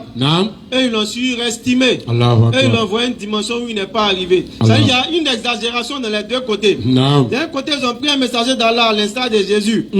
Ils l'ont traité, excusez-moi, subhanallah, de bâtard. Subhanallah. Ils ont dit que c'était un imposteur, c'était un magicien. Ils l'ont traité de tous les noms. Subhanallah. Ils ont dit même que lui-même, c'est même pas un envoyé de Dieu. Ça, ils ont exagéré dans le mauvais sens. Il y a un autre groupe encore qui exagère dans un mauvais sens encore. Cette fois, c'est pour aller en haut. Écoutez. Et ils ont surestimé ce dernier-là. Subhanallah. Et ils l'ont élevé au rang de divinité. L'exagération dans la religion. Et cela a fait perdre ces deux communautés-là. De sorte à ce qu'ils laissent la voix des messagers qui leur sont venus. Moussa alayhi salam envoyé à cette communauté-là. Isa alayhi salam venu parachever, n'est-ce pas, comment on appelle ça, le rôle des envoyés auprès des Juifs. Parce qu'ils avaient tellement transgressé. Il vient comme le dernier bateau, le dernier train pour ce peuple juif-là. Après lui, la malédiction d'Allah s'abat sur eux. Allah leur enlève la prophétie, il envoie ça à un autre peuple qui est le peuple de Muhammad alayhi salatu wassalam, de la descendance d'Ismaïl alayhi salam. Et là encore, dans notre communauté, il y a certaines personnes qui ne prennent pas de la graine des versets coraniques. Écoutez bien. Ils sont encore dans l'exagération, comme il a dit tantôt. Alors qu'Allah il a dit clairement dans le Coran que nous sommes une communauté de juste milieu. Il ne faut pas aller trop à gauche, il ne faut pas aller trop à droite. Il faut rester dans le juste milieu. Tout à l'heure, j'avais croisé un frère, j'ai mis ça sur la page, qui disait qu'il faisait la dawa étant dans son véhicule. Et il me disait qu'un jour, avec sa petite connaissance qu'Allah lui a donnée, il était en train de parler d'Allah à une sœur chrétienne. Je ne sais pas si c'était un frère. Et il y a un gars qui est derrière, un frère musulman, ou un frère dit musulman qui est derrière. Et qui se permet, il connaît un peu une petite sourate, la sourate ou le kafirun dans le Coran. Il va venir se jouer les savants. Écoutez. Ça c'est le slogan. Il m'a dit, c'est ici fâché. Il a dit, mais c'est qui ça encore? C'est qui? Ah, il y avait une autre personne chrétienne encore derrière qui disait au frère, après discussion à la fin, il dit, le monsieur, ton frère musulman, il n'a pas compris ce qui s'est passé. Moi, j'ai suivi depuis le début. L'échange était vraiment intéressant. Ça a agrémenté même le trajet. Parce que ça a permis d'avoir une certaine connaissance, non seulement de ma religion, mais aussi dans ta religion musulmane. Même s'il n'y a pas d'ennemi musulman, il y a ça au moins que dans votre religion, voilà ce qui est établi. Contrairement à ce que nous voyons. Tu m'as aussi fait, n'est-ce pas, donner instruction dans ma propre religion. Regardez ce que son effort a produit. Mais voilà un qui est assis là-bas, il a comme dit, nous comme moi, il y a dit. C'est lui qui connaît trop quoi. À eux la religion, ou encore à vous votre religion et à moi ma religion. C'est comme ça lui vient dire ça. Alors que la sourate est révélée, les asbab ou nuzul sont là. Dans quel coup cette parole a été dite, ou dans quel coup cette sourate a été révélée, tout ça là c'est déjà établi. Je ne sais pas s'il fait partie des forains qui disent qu'ils ne lisent pas les hadiths. Peut-être c'est ça. À moins que, sinon, avec les asbab ou nuzul, on sait automatiquement que ce verset coranique là n'a rien à voir avec ce que les gens prétendent. À savoir qu'il ne faut pas appeler les gens d'autres religions vers la religion à l'islam.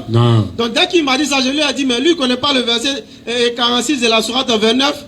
Voilà, tu jadilu ahlal kitab illa billati hiya ahsan. Illa allazina zalamu minhum. Écoutez. Alors il dit, ne discutez que de la meilleure des manières avec les gens du livre. Qui sont les gens du livre? Juifs chrétiens. Si tu en connais d'autres, ils sont dedans. Sauf ceux parmi eux qui sont injustes. Alors il ne s'arrête pas là. Il dit, Wakulu amanna billazi unzila ilayna. Faut leur dire, nous croyons ce qui nous a été révélé le Coran. Wa unzila ilaykum. Nous croyons ce qui vous a été révélé à la base. Pas la Bible, ce qui a été révélé au prophète dont vous vous réclamez là. Nous croyons en l'évangile, nous croyons en la Torah. Parce que la Bible n'est pas un livre révélé. Mais regardez ce qu'il va dire dans la suite. Wa ilahuna wa ilahukum wahid. Le Dieu qui vous a créé. Et le Dieu qui nous a créé en réalité c'est un même Dieu. Il n'y a pas deux dieux qui a créé les humains. Qui ont créé les humains, disons. Il n'y a pas deux dieux qui ont créé tout ce que nous voyons. C'est un seul, c'est Allah. C'est le seul qui a créé tout ce que nous voyons, tout ce que nous ne voyons pas. Et il a créé ça à partir de rien. À partir du néant, comme on le dit. Il n'a pas créé cette matière à partir d'une autre matière. Ça, c'est Allah seul. C'est lui seul qui l'a fait, il n'y a pas eu d'autres créateurs. Donc Allah dit, wa ilahuna wa ilahukum wahid. Votre Dieu qui vous a créé et le Dieu qui nous a créé en réalité sont un même Dieu. Mais quelle est la différence entre vous et nous? Wa nahnu lahu muslimoun. La différence entre vous et nous, c'est que nous, là, on est soumis à celui qui nous a créés. Mais vous n'êtes pas soumis. Parce que le nom même de votre religion signifie un petit Christ, selon vous. En réalité, c'est pas ça. Non. Mais la signification que vous avez donnée, que c'est petit Christ, Non. ça n'a rien à voir avec la soumission de Dieu. Christ n'est pas Dieu. Non. Christ a été choisi. Le mot Christ même veut dire choisi. Mais on est choisi par quelqu'un. Question. Ou par une autre entité. Non. Donc il est choisi par qui? Question. C'est ce qui doit interpeller les uns et les autres. Si Christ veut dire ouin, si Christ veut dire choisi, alors il a été choisi par une autre entité. Clair. Et cette entité-là, c'est l'entité qui a créé les cieux et la terre. Non. Et c'est l'entité qui a créé tout ce qui se trouve entre les deux entités. Ça c'est clair. Ce sont les cieux et la terre. Donc Allah même il dit ça dans le verset 46 de la sourate Al-Ankabut. Non. Mais qui est ce dernier-là pour venir dire Lakum dinukum waliyadin? Alors que Lakum dinukum waliyadin est révélé dans la sourate Al-Kafirun au sujet d'une action. Écoutez. Cette action-là est laquelle? Non. Les gens viennent voir le prophète alayhi salatu wassalam. Après avoir essayé de le combattre, de l'éteindre par les moyens qu'ils ont eu, ils ont vu qu'il n'y a pas moyen. La religion à l'islam, qui est la religion de la fitra. Parce que l'homme en lui-même, quand tu lui prêches à l'islam, de manière bien faite, lorsqu'il casse l'orgueil qui vient couvrir son raisonnement, wallah, il va te suivre. Clair. Parce que c'est la religion même de la prime nature même. La religion qui consiste à adorer un être suprême, loin de toute idée humaine, qui est loin de tout ce qu'on pourrait associer. Il est seul, il a tout créé. Lorsque tu prêches ça à quelqu'un et qu'il enlève l'orgueil de son affaire, voilà, il va te suivre. Clair. Pas te suivre en tant qu'humain, mais il va suivre la religion à l'islam. Parce que c'est clair, l'être humain, même quand il naît là, il est né dans cette fitra-là. Donc quand il grandit avec ça en lui. C'est l'orientation que les parents vont lui donner, que l'environnement va lui donner. Il va faire qu'il va devenir, n'est-ce pas, athée, juif, chrétien ou d'autres religions. Donc quand tu dis ça à quelqu'un, automatiquement, il va te suivre. Donc ils ont essayé tout, ils n'ont pas pu. Ils viennent vers le messager alayhi salatu wassalam pour essayer maintenant de trouver ce qu'on appelle un compromis. Un jour on va aller adorer ton Dieu et un autre jour on va aller ensemble adorer notre Dieu. Écoutez. Ça a quoi à voir là comme dit nous comme la dîne qu'il donne. Ça veut dire que ne pas parler de la religion à l'islam à d'autres personnes. Ça a quoi à voir? Rien. Tout ce qui a été révélé dans le Coran est circonstanciel. Donc il faut chercher les circonstances et révélations pour savoir comment utiliser ces derniers versets-là. Clair. Sinon vous allez vous perdre. Vous allez égarer les gens, vous allez vous égarer vous-même. C'est ça. Là comme dit nous comme la dîne, voilà dans quelles circonstances c'est venu. Donc ils viennent voir Nabi alayhi salatu wassalam pour trouver ces compromis-là. Il faut faire un jour à adorer pour toi là, et un autre jour on va aller tous ensemble dans pour nous là. Ça veut dire que c'est comme si les féticheurs de Soweto viennent nous voir. Bon, vous les musulmans, vraiment, vous êtes trop beaucoup dans Soweto. Donc faites vendredi là, nous-mêmes féticheurs, on va vous accompagner à la mosquée. Maintenant le jour où on adore nos fétiches là, vous allez venir ensemble, en partie, même si vous allez vous arrêter derrière, c'est reçu, vous allez nous assister. Comment? Voilà un peu l'image, la projection de ce qui s'est passé. Alors le prophète alayhi salatu wassalam, Allah va lui révéler la sourate Al-Kafirun. Cool. Ya ayyuhal kafirun. Dis, oh vous la mécréants, aujourd'hui tu dis à quelqu'un mécréant, on dit tu es extrémiste. Quand le prophète disait ça là, c'est aux gens il disait. C'est pas injure. Moi-même là, je suis un mécréant du christianisme. Je suis un mécréant du judaïsme. Je suis un mécréant du kémétisme, du fétichisme et de tout ce que vous savez. Ils ne sont pas l'islam. Parce que je ne crois pas en ça. Donc là-bas, je suis un mécréant. C'est pas un juge. Bon, peut-être la manière de Dieu aussi dit mécréant là. Peut-être qu'il peut se fâcher. Sinon, dire à quelqu'un mécréant, c'est pas un problème. C'est même pas une injure. Donc Allah dit, cool, ya ayyuhal kafirun, dit, oh, vous les mécréants. Donc il les a insultés. La a'budu ma ta'budun. Je n'adore pas ce que vous adorez. Écoutez. Il va continuer en disant, mais vous aussi vous n'êtes pas adorateur de ce que j'adore. Jusqu'à la fin, ça se répète de la même manière à chaque fois. Et moi je ne suis pas adorateur de ce que vous adorez. Et vous n'êtes pas adorateur de ce que j'adore. À la fin il va dire maintenant, lakum dinukum waliyadin. C'est tellement clair. Kul ya ayyuhal kafirun la a'budu ma ta'budun. Wala ana abidun ma abattum. Wala ana abidu ma abattum. Lakum dinukum waliyadin. Ça mélange. Ça mélange mal même. Ça se répète. Ça, les piles, la miakoun, il les dit. Tous les imams, c'est ça. Vous me sentez me faire façon. Donc voilà un peu la sourate. Lakum dinukum waliyadin à la fin. Vous dites à vous votre religion et à moi ma religion. Après avoir établi qui n'est pas adorateur de ce qu'ils adorent, qui ne sont pas adorateurs de ce qu'ils adorent. Et il répète ça encore. Moi je n'adore pas ce que vous adorez. Vous n'adorez pas ce que j'adore. À vous votre religion et à moi ma religion. Voilà comment c'est venu. Donc ça a quoi à voir quelqu'un qui est en train de parler de l'islam à un homme musulman Tellement tu es complexé. Complexé. Tellement tu connais rien de ta religion. Oui. Tellement tu as honte de ta religion. C'est ça. Tu t'en le dis, là, comme dit, nous, comme on l'a dit. Il y a des gens comme ça, ils sont gênés. Voilà, les frères. Ils sont gênés de voir leurs frères musulmans en train de parler de l'islam. Ils sont beaucoup. À un non-musulman. Wallahi, je vous jure par là. Beaucoup même. Ça le dérange. Il n'est pas à l'aise. La honte. Que ce soit dans un transport commun ou dans un lieu commun. C'est pourquoi au début, quand on faisait cette prédication, il y a beaucoup qui étaient contre. Bien même. Mais c'est la force des choses qui a fait que beaucoup n'en parlent pas. Mais il y a encore, des gens qui sont contre cette prédication. Ils sont beaucoup. Mais ils ne peuvent pas parler de manière, n'est-ce pas, visible. Parce que chaque jour, chaque semaine au moins, il y a au moins une conversion. Alliance Vie, ça a été fait. Non, mais pourquoi vous ne parlez pas à la communauté musulmane? Il y a trop de défauts. Alors que 60% de nous, nos prêches, il ne parle pas des autres groupes interreligieux. Chacun sait ce qu'il fait. Nous, BAM, là, nos prêches, là. 60%. On fait le rappel à la communauté. Ça, personne ne peut dire le contraire. Personne. 60% ou 70% même de nos prêches, on fait le rappel à la communauté. On prend un peu de temps pour parler un peu de nos frères d'à côté, pour les appeler à l'islam aussi. Donc ça m'a étonné, j'ai dit, vraiment, lui, là, il y a longtemps, il guette les gens interreligieux. C'est ça. Le lendemain ou le surlendemain, le vendredi qui a suivi à la fête, quelqu'un est venu se convertir à l'islam. C'est pas à cause d'autre chose. À cause d'une soeur qu'on a converti, lui, à cause de la soeur, lui, s'est converti. Bon, regardez ces gens de choses. Donc, il ne peut pas combattre ça ouvertement. C'est pourquoi vous allez les voir rentrer avec d'autres choses. C'est pourquoi il y a certaines publications, quand vous voyez sur Internet, dites-vous que ça s'adresse aux gens de l'interreligieux. Toute personne qui va venir essayer de dire non, tu peux être chrétien et puis aller au paradis, ne cherchez pas. Il parle des gens interreligieux. C'est ça. Toute personne qui va venir dire un père juif et puis aller au paradis, ne cherchez pas. Il y a un problème avec les gens de l'interreligieux. Alors que nous, on est dehors. On est dans la rue. On n'a jamais refusé qui que ce soit à l'échange. Jamais. On prend un féticheur. Tout le monde. On prend un non-musulman. C'est pas musulman, on va refuser. Donc nous, on n'est pas contre les débats. On vous le répète à chaque fois. Nous ne sommes pas des lâches. C'est qu'on défend là. On a la certitude sur ça. On accepte tout.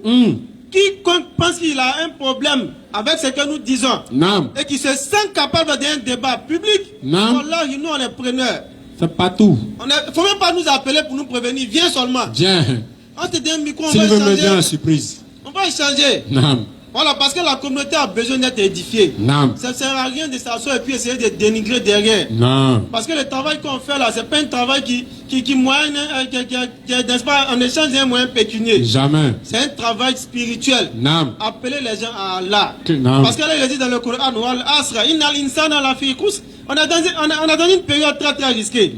Tous les gens humains en perdition, comme Allah il a dit. Il va dire, c'est-à-dire Allah va maintenant mettre une restriction. Sauf ceux qui ont cru et qui ont essayé d'accomplir les bonnes actions. Claire. Maintenant, c'est parmi ceux qui ont cru, qui ont accompli les bonnes actions là. Alors il va dire que c'est ceux qui se sont enjoints mutuellement la vérité. C'est ce qu'on est en train de faire. On est en train de s'enjoindre la vérité. Et ceux qui se sont encouragés, qui se sont enjoints mutuellement la patience et l'endurance. Parce que l'islam même c'est l'endurance. Accomplir les actes d'adoration, ça demande de l'endurance et de la patience. Claire. Parce que souvent tu es préoccupé par les affaires mondaines. Mais tu dois tout délaisser, tout oublier pour aller te prosterner devant Allah. Ça demande de la patience, ça demande de l'endurance. Souvent on te dit que le mois de Ramadan est arrivé. Ton travail est difficile parce que souvent c'est physique. Mais tu dois endurer un jeûneur pour Allah. Donc pour être un bon pratiquant de la religion, il faut être un homme patient et un homme endurant. C'est pourquoi les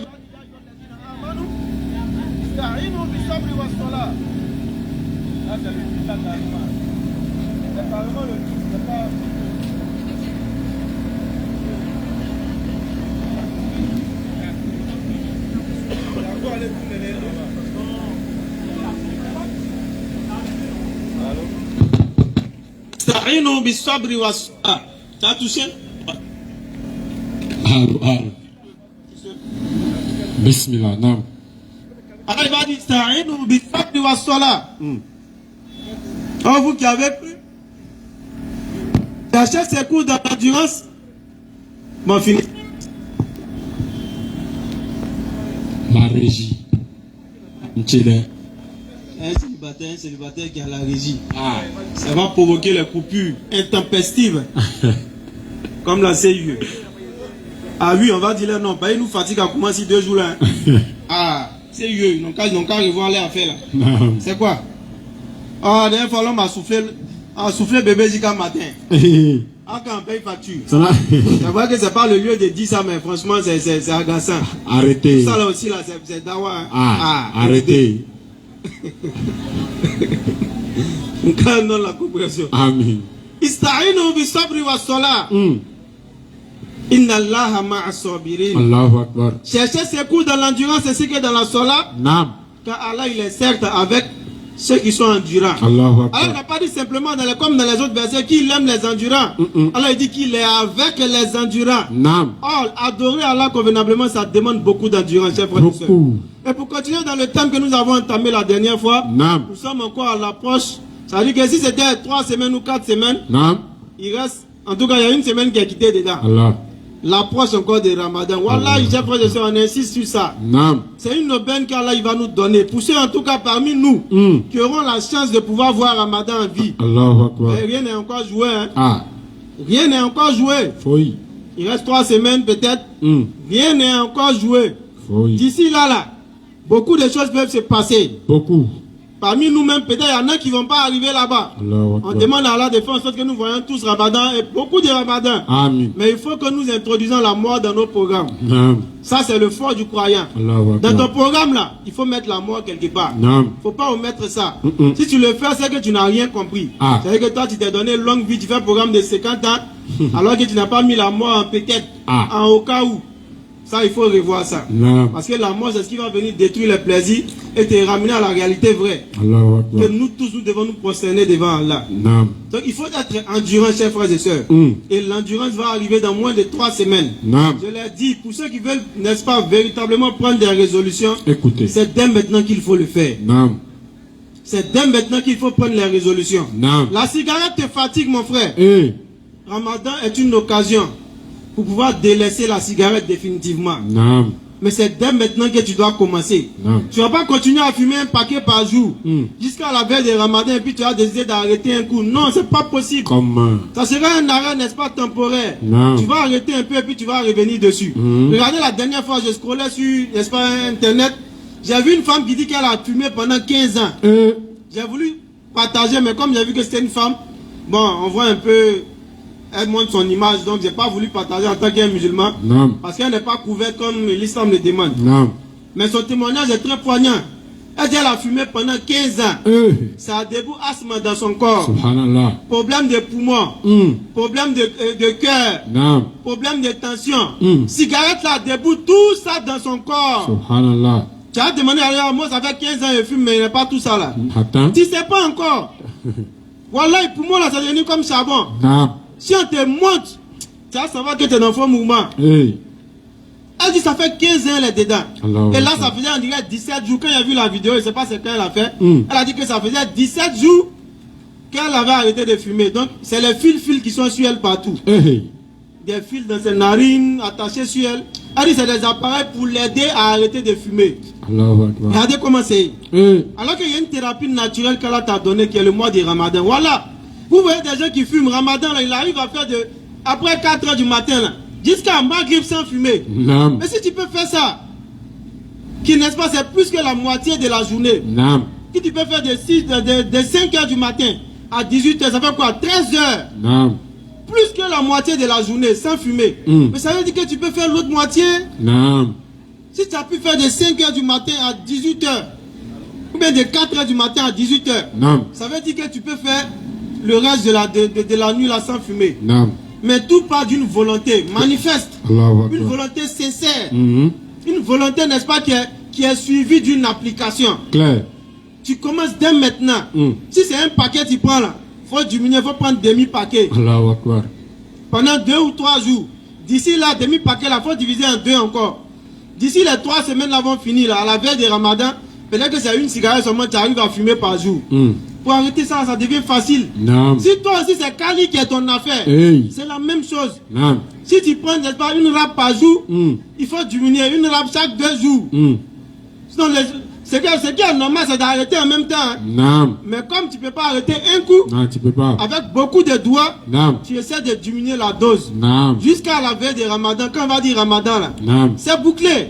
Tu as fait les 30 jours sans toucher à ça et puis tu es guéri de ta maladie. C'est fini. Toi aussi, si c'est la fornication qui te fatigue, Eh, toi tu ne peux pas faire une semaine sans aller au porte les droits. arrête. Tu ne peux pas faire 2 jours sans aller de l'autre côté. Eh, Champion, arrête. c'est dès maintenant tu dois commencer. Ah, commence à Si arrêter. dans là. la semaine là tu vas 5 fois, Eh, il faut commencer à diminuer. Normalement tu dois arrêter immédiatement comme je l'ai dit. Naam. Normalement tu dois arrêter immédiatement. Mm. Mais si c'est compliqué, il faut commencer à diminuer la dose. Naam. D'ici on va dire à Ramadan est proche là. Si tu n'es pas mort, parce que c'est ça le problème il y a ça d'arrêter dedans petit, petit, aussi. là. Arrêter petit, c'est ça le problème. Naam. Si la mort t'a 4 heures avant que ça arrive, Ah.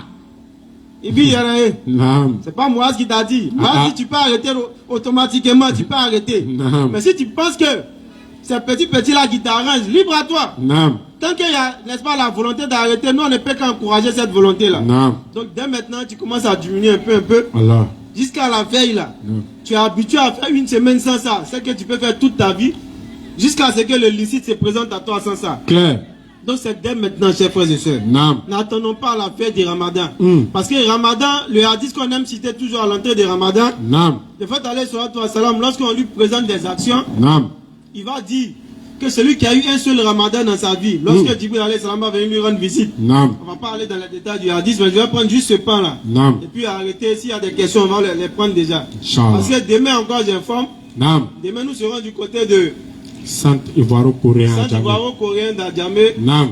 où nous ouvrons les panels. Nous là-bas, on intervient là-bas, moi et puis le frère Mahmoudou Ben Islam certainement. Naam. On va ouvrir les panels là-bas sur le thème le Coran face aux défis de l'interreligieux et de la dawa dans la rue. Ça c'est notre domaine. Naam. Donc Inch'Allah, demain les panels à partir de je crois 9h30, nous on va commencer à intervenir.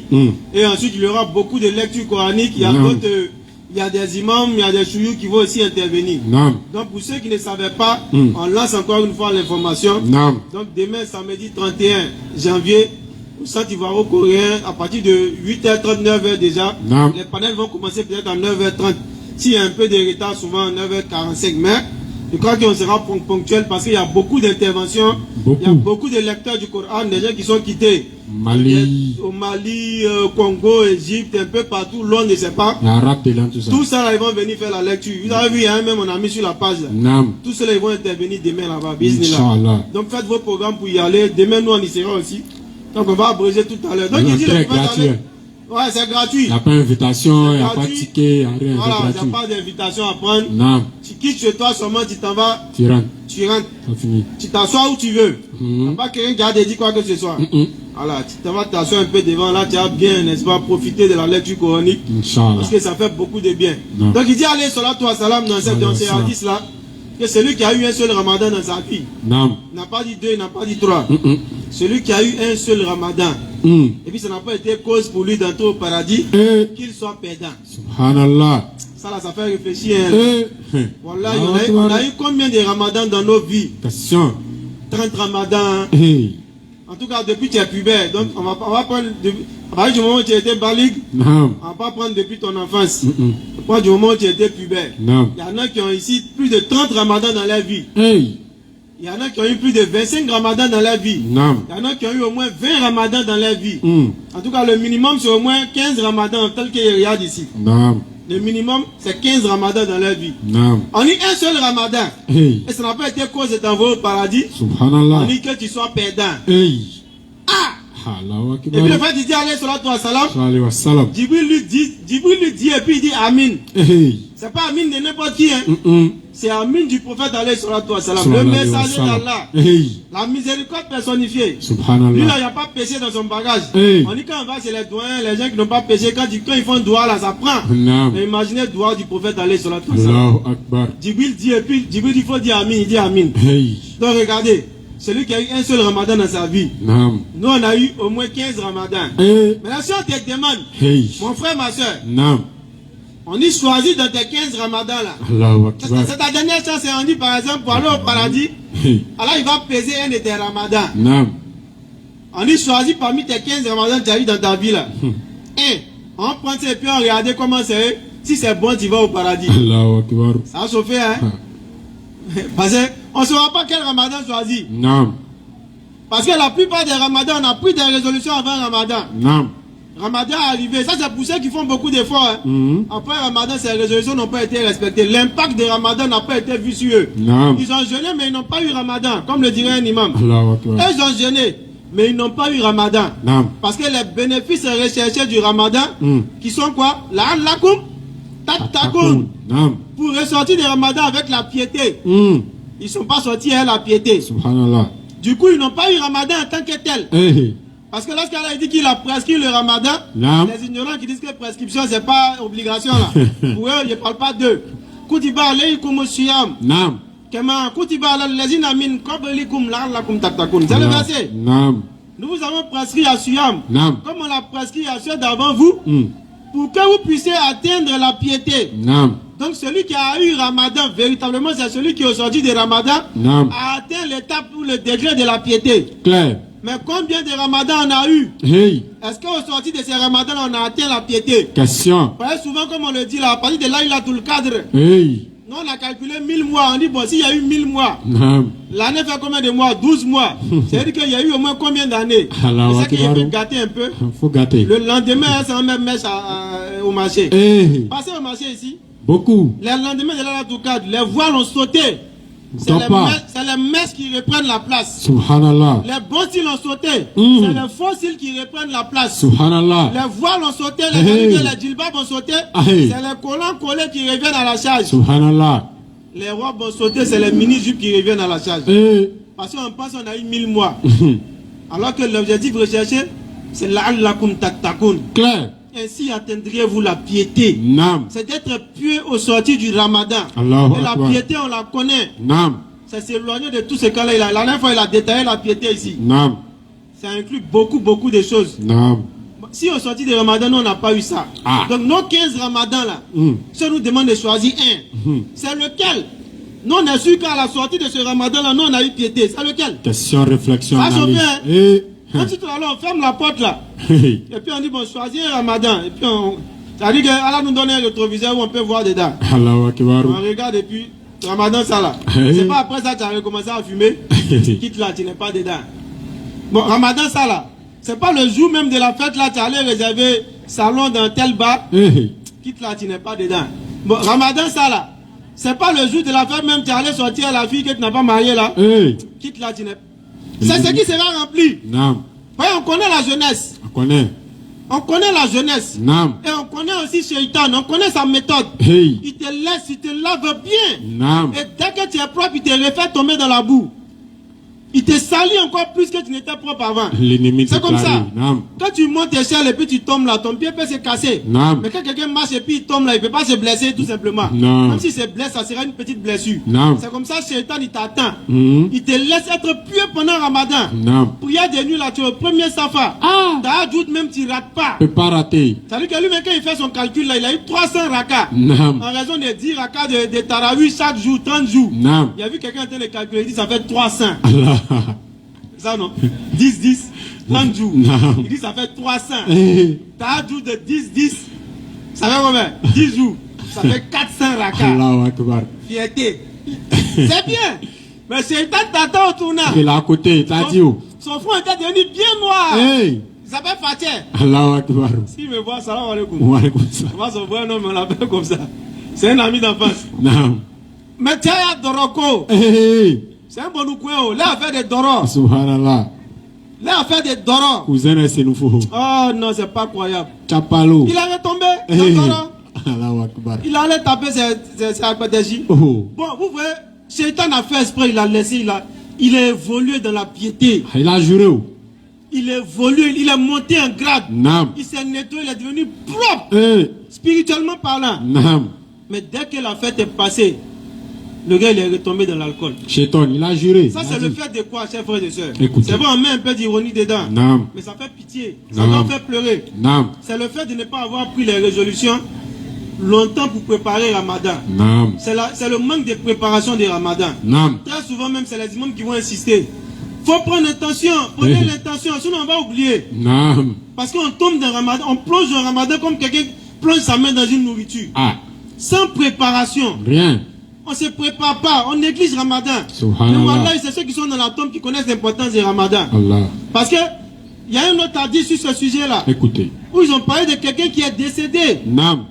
Les gens ont cité, il est décédé en tant que martyr. Dans le djihad, c'est le plus haut degré en tout cas dans le temps. Nam. Le plus haut degré, il est mort en tant que martyr pour la défense de la cause d'Allah. Allahu Akbar. Mais on te dira que ceux qui sont vivants derrière lui là, Nam. ils auront un Ramadan. C'est ça le prophète donne comme enseignement à ceux qui étaient là. Nam. Il dit, mais ceux qui sont restés derrière là, c'est vrai, il a eu les plus hauts degrés, il est décédé en tant que martyr, c'est bon. Mais ceux qui vont rester là, il y aura un Ramadan dans leur vie. Allahu Akbar. On néglige Ramadan quoi. Allah. Le fait d'y aller sur la toison, c'est suffisant pour que les gars puissent surpasser ce dernier là en degré. Allahu Akbar. Ramadan. C'est ça, nous on plonge dedans comme ça, bout.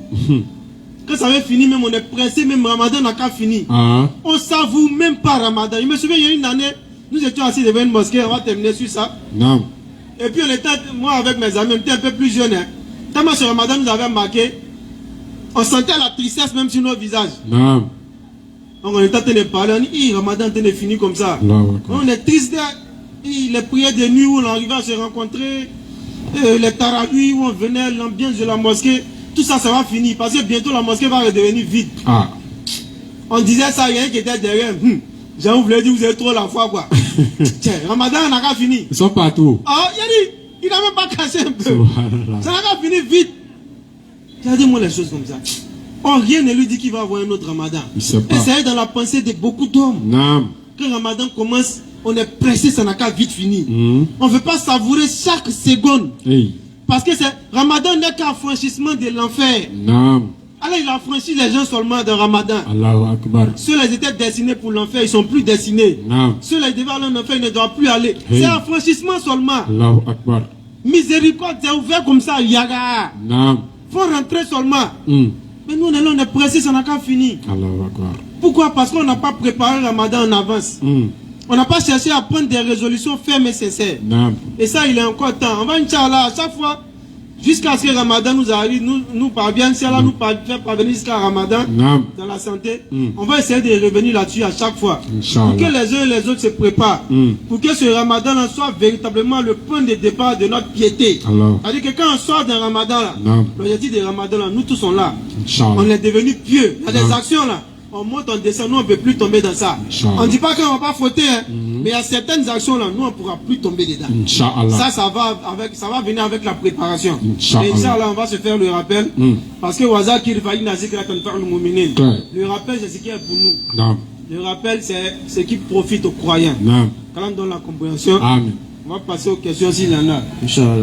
Merci beaucoup et qu'Allah vous en récompense. Nous avons 3 questions. La première. Bon, le frère demande, il dit que avant aujourd'hui, on voyait les attaques contre l'islam de l'autre côté, c'est-à-dire d'autres personnes de d'autres religions qui attaquaient l'islam. Mais maintenant, l'islam est attaqué de l'intérieur. Ce sont des frères, des sœurs musulmanes qui attaquent l'islam, qui se contredisent, tout ça, sur les réseaux sociaux. Et il ne comprend pas pourquoi cette tendance maintenant. Selon vous, pourquoi cette tendance? Je n'ai pas bien saisi la dernière partie. Avant, c'est rien de l'extérieur qui attaquait l'islam. Avant, on voyait sur les réseaux sociaux peut-être des pasteurs, des juifs qui dénigraient l'islam, qui voulaient montrer la fausseté de la religion musulmane. Mais maintenant, ce sont les musulmans eux-mêmes qui se contredisent. Voilà, sur les réseaux sociaux.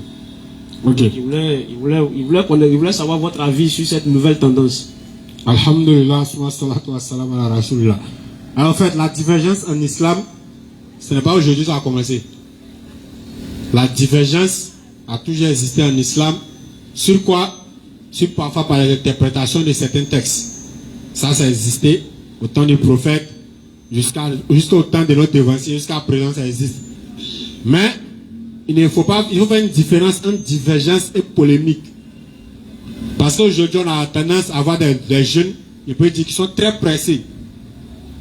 Les gens sont pressés de prendre la place des savants, là qu'ils ne sont pas encore devenus des savants. Quelqu'un se lève là-bas, il allume sa caméra, il s'assoit, lui fait fatwa. C'est-à-dire qu'on dit fatwa là, c'est quelqu'un qui analyse une situation et puis lui donne lui son avis. C'est-à-dire que selon moi, voilà ce que ça dit. alors que ce n'est pas son rôle. L'autre aussi va se lever au bout là-bas. Oh non, il a menti, c'est faux. Selon moi, voilà ce que ça dit. Ça c'est déjà une cause. La deuxième des causes, c'est qu'il y a certains aussi, ça veut dire qu'ils ne peuvent pas voir quelqu'un en train de mentir sur l'islam, ils vont se taire. Ça c'est nous autres là. Parce que lorsque quelqu'un se lève et puis dit que l'islam dit tant, l'islam est ceci, nous on t'appelle, on dit champion. Ce que tu as dit là, c'est vrai tu as dit, mais les preuves, nous on vient demander les preuves. Ça aussi ça existe. Maintenant il y a un autre groupe, ça ils sont les envoyés des ennemis de l'islam. Les ennemis camouflés. Ça veut dire comme il a dit, les musulmans et les ennemis de l'islam, ils ne travaillent plus en dehors de l'islam. Ben, ça que les attaques à l'extérieur de l'islam, là, ça ne prend plus. Venez dire non, Allah n'est pas Dieu. Mohammed est un faux prophète, subhanallah. Les musulmans, ben, ils vont en enfant. On a entendu toutes sortes de bêtises. Mais ils ont vu que ça ne prend plus. Donc, qu'est-ce qu'il faut faire? Il faut eux-mêmes se déguiser en musulman maintenant. Donc, lui, il va passer pour un musulman. Et puis, il vient dire tout ce qui est contraire à ce que l'islam enseigne. Donc, étant les autres musulmans, ils peuvent pas se taire pour écouter. Donc, le musulman qui a le devoir de défendre sa religion, il va dire aux gens, attention, ce qu'il est en train de dire là, l'islam n'a pas dit ça. Hein? Voilà ce que l'islam dit. Voilà ce que l'islam dit. Ça aussi, ça fait partie des causes de ce qu'ils peuvent penser comme attaque entre musulmans. Voilà si Amir va ajouter, Inch'Allah.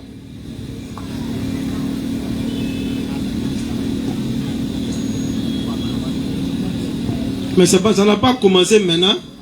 Aïe. Abdullah ibn Ubay ibn Saloum. C'était un hypocrite. Au temps du prophète alayhi salatu wa salam, c'était un musulman hypocrite. Et il y avait beaucoup d'hypocrites dans ce moment-là. Alors il a révélé le nom de ces hypocrites. Il a révélé la liste à Nabi alayhi salatu wa salam, qui a donné ça à celui qu'on appelait Sahib aussi Nabi. Celui qui est, n'est-ce pas, le porteur des secrets du prophète alayhi salatu wa salam. Donc ça c'était Udayfa, je crois, Ibn Yaman. Donc lui il avait la liste des hypocrites que le prophète alayhi salatu wa salam lui a donné. Donc ça existait même en ce temps-là. Et qu'est-ce qu'il faisait en ce moment-là? Il se met la discorde entre les musulmans. Et la bataille même de Uhud, que nous connaissons tous, l'une des raisons pour lesquelles les musulmans ont échoué à cette bataille-là, c'est justement ces hypocrites-là, qui étaient dans les rangs des musulmans, et qui essayaient n'est-ce pas, de donner des ordres contraires à ce que Nabi alayhi salatu wa salam avait donné. Notamment ce dernier, Abdullah ibn Ubay ibn Saloum, qui était un grand hypocrite, le chef des hypocrites comme on l'appelait. Et ça existait en ce moment-là. C'est pas nouveau au fait. Ce qui est nouveau, c'est les réseaux sociaux. Voilà. Sinon, le vaurien dont on parlait tout à l'heure, qui est venu à Boro Baoulé, au Carrefour, quoi, c'est à Boro, quoi. Carrefour Diallo, voilà. Qui est venu au Carrefour Diallo. Il fait partie d'une communauté de trous aussi. On appelle communauté de 3 testaments. Il n'y a pas plus incohérent que ces gens-là. Ceux qui disent Alléluia, Alléluia, ils mélangent tout là-bas. C'est-à-dire que vous avez vu, on dit église musulmane chrétienne là. C'est eux. C'est là que là. Il n'y a pas plus incohérent que ces gens-là. Il n'y a pas. Un moment, il y avait lancé des filles, je crois. Ils sont venus mettre numéro. On dit venez où, venez mettre numéro. Moi, il n'y a pas de numéro. Vous ne savez pas où on est. On est dans la rue partout. Maintenant, si vous savez où vous êtes aussi là, affichez-vous quelque part, nous on vient dans vous. Pas en cas de vous savez qu'ils sont très nerveux, hein. Ils n'ont pas fait débat chez eux, hein. Non, Michi. Ils sont très nerveux.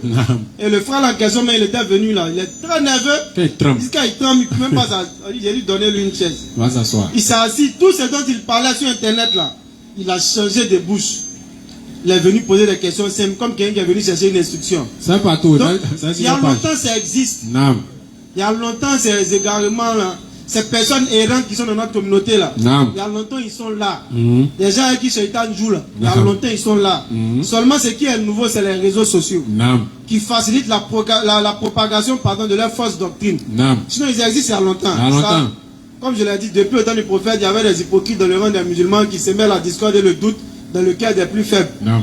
Et même sur, n'est-ce pas, l'accusation qu'ils ont fait à notre mère Aïcha radiallahu anha. Non. Ces gens, ils ont joué un grand rôle dedans. Bien même. Dans ce colportage-là. Non. Ils sont allés dire, c'est pourquoi aujourd'hui les péchés capitaux là, le faux témoignage en fait partie. Non. Parce qu'ils sont allés rendre des faux témoignages en désordre dans la vie avec Safouane. Hein. Non. Il était derrière ce cheval. Est-ce que des spéculations méchantes à l'endroit de cette femme chaste là. Subhanallah. Jusqu'à ce qu'on sait, l'histoire, Allah là, n'est-ce pas, Allah a envoyé un verset coranique clair Naam. pour dire que la femme n'a rien fait, laissez-la tranquille. Naam. Et Allah il a envoyé châtiment pour ces menteurs-là. Donc ça existe il y a longtemps. Sourate 24, vous pouvez trouver ça au début même. Naam. Début de la Sourate 24. Naam. Donc ça existe il y a longtemps, je reviens encore. Seulement ce qui est nouveau, c'est les réseaux sociaux. Et les réseaux sociaux facilitent la propagation de ces fausses doctrines-là. Naam. Et ce qui existe encore, ce qui est encore nouveau, qui n'est pas forcément nouveau aussi, c'est ce laxisme religieux-là. Naam. Aujourd'hui, il y a beaucoup de complexité dans notre religion. Ah, ils sont beaucoup Des là. gens qui cherchent ouverture. Ça veut dire qu'ils cherchent une petite porte de sortie. Naam. Donc, dès que ces personnes avec leur égarement là viennent, automatiquement, eux, ils les suivent. Les gens les mères. Ils les suivent, voilà. Les gens des mères, les gens de... Je pense que, à mon avis, Moi-même ici, musulman. selon moi, c'est les gens ceux-là. Naam. Ils attendent toujours des ouvertures venant des personnes qui sont dans cet égarement-là. Naam. Quand ils vont apporter leur égarement, et ils vont les suivre rapidement. Naam. Donc c'est pas nouveau. Ça fait partie même encore de la véracité même de la prophétie de Nabi alayhi salatu wa salam. Sallallahu alayhi wa Le sallam. shaitan il rentre toujours pour venir mélanger le message des prophètes. Clair. Et le fait alayhi salatu wa salam, il a dit, Naam. il dit shaitan ne peut plus détourner cette religion là. Donc ce dont on doit prendre garde là. Naam. C'est ça là. Les égarements qu'ils vont envoyer dans nos affaires religieuses. Naam. C'est dans ça que Shaitan va chercher à avoir les gens. Naam. Donc c'est pas nouveau. Quiconque connaît la prophétie sait que ça doit arriver. Ok, merci beaucoup. Il y a un frère qui dit que il a suivi un imam sur les réseaux sociaux qui disait que la consommation de l'oignon était interdite et puis aussi le fait de laisser ses cheveux devenir beaucoup parce que l'eau n'allait pas toucher la peau de la tête lors de l'ablution. Oui. Mais ce imam n'a pas donné des références, donc il voudrait savoir si il y a des hadiths ou bien des sourates du Coran qui attestaient cela. Amir, à votre permission. Bon, quand on dit aux gens, allez-y demander aux imams, on dit c'est parce qu'on ne connaît pas l'islam. Bon, on dit un imam a dit là-bas. C'est nous, c'est nous qui avons venir répondre. Voilà, des gens même que nous on est inspirés, sans prétention, hein. Naam. On les a inspirés à être fiers de leur religion. Naam. Aujourd'hui, ils viennent dire que ouais, on est conscient, on est comme ça. Ah. Plaisanter notoire. Naam. On va revenir à nos affaires. Lui, il a su que c'est un imam qui lui a dit ça. Ah. Maintenant, si c'est l'imam qui a dit, pourquoi ne pas lui avoir demandé? Demande à l'imam. Hein? Sinon, une consommation de l'oignon là, ça, il y a les circonstances qui sont là. Naam. Toutes les odeurs qui dérangent le fils d'Adam Naam. dérangent aussi les anges. Naam. Donc, quand tu manges l'oignon ou bien ton l'ail, T'as arrêté dans mon odeur là dans ta bouche comme ça, il y a rien. Là, tu as arrêté en pleine magie dans le premier safa. Ah. Et c'est toi quand on dit Amin là, c'est toi. Ça veut dire qu'il y a des gens qui exagèrent. Quand Subhanallah. on finit, voilà, Dolly. Eh. Oh. Il y avait un comme ça à prière de 5 heures dans le temps. Naam. Moi, mon grand frère, chaque fois, à cause de lui, il en a failli gâter nos prières. Subhanallah. Mais mon grand frère dit, il y a un gars là, si tu le vois, il ne faut pas t'arrêter à cause de lui à 5 heures. On était un peu petit, hein. Parce que lui, là, quand il va dire, voilà, Dolly là, soit tu coupes ta respiration, ou bien il faut chercher à t'arrêter loin de lui. Non, Il n'y a pas de moi, mon grand frère. On était un peu petit, on était beaucoup ensemble. Il dit, ben, quand il va faire son Amin là, c'est pas bon, hein. C'est pas bon. Moi aussi, il m'a décrit, le gars n'est pas bien vu. Donc, ici, les pieds, il s'est arrêté à côté du frère, ça, du vieux père. Voilà, Dolly. C'est gâté. Et puis, effectivement, hein, c'est comme si lui, il en profite pour bailler en même temps. Hey. Je ne sais pas si c'est quand il fait là que baillement vient, Hey. ou bien il en profite pour bailler. Ah, il a arrêté, il est un peu Dumba, quoi. Subhanallah. Vente là devant lui. Quand on dit vente, dit odeur remonte.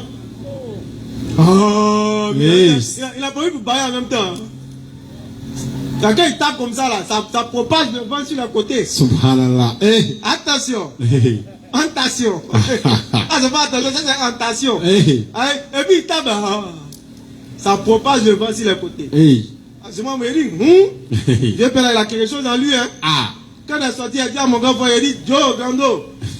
Fallait me dire que c'est vieux père lui là. Ah, on va s'arrêter là-bas. Il a mêlé ma prière. Ah. Il cherche, c'est quitté où? Ça vient d'où?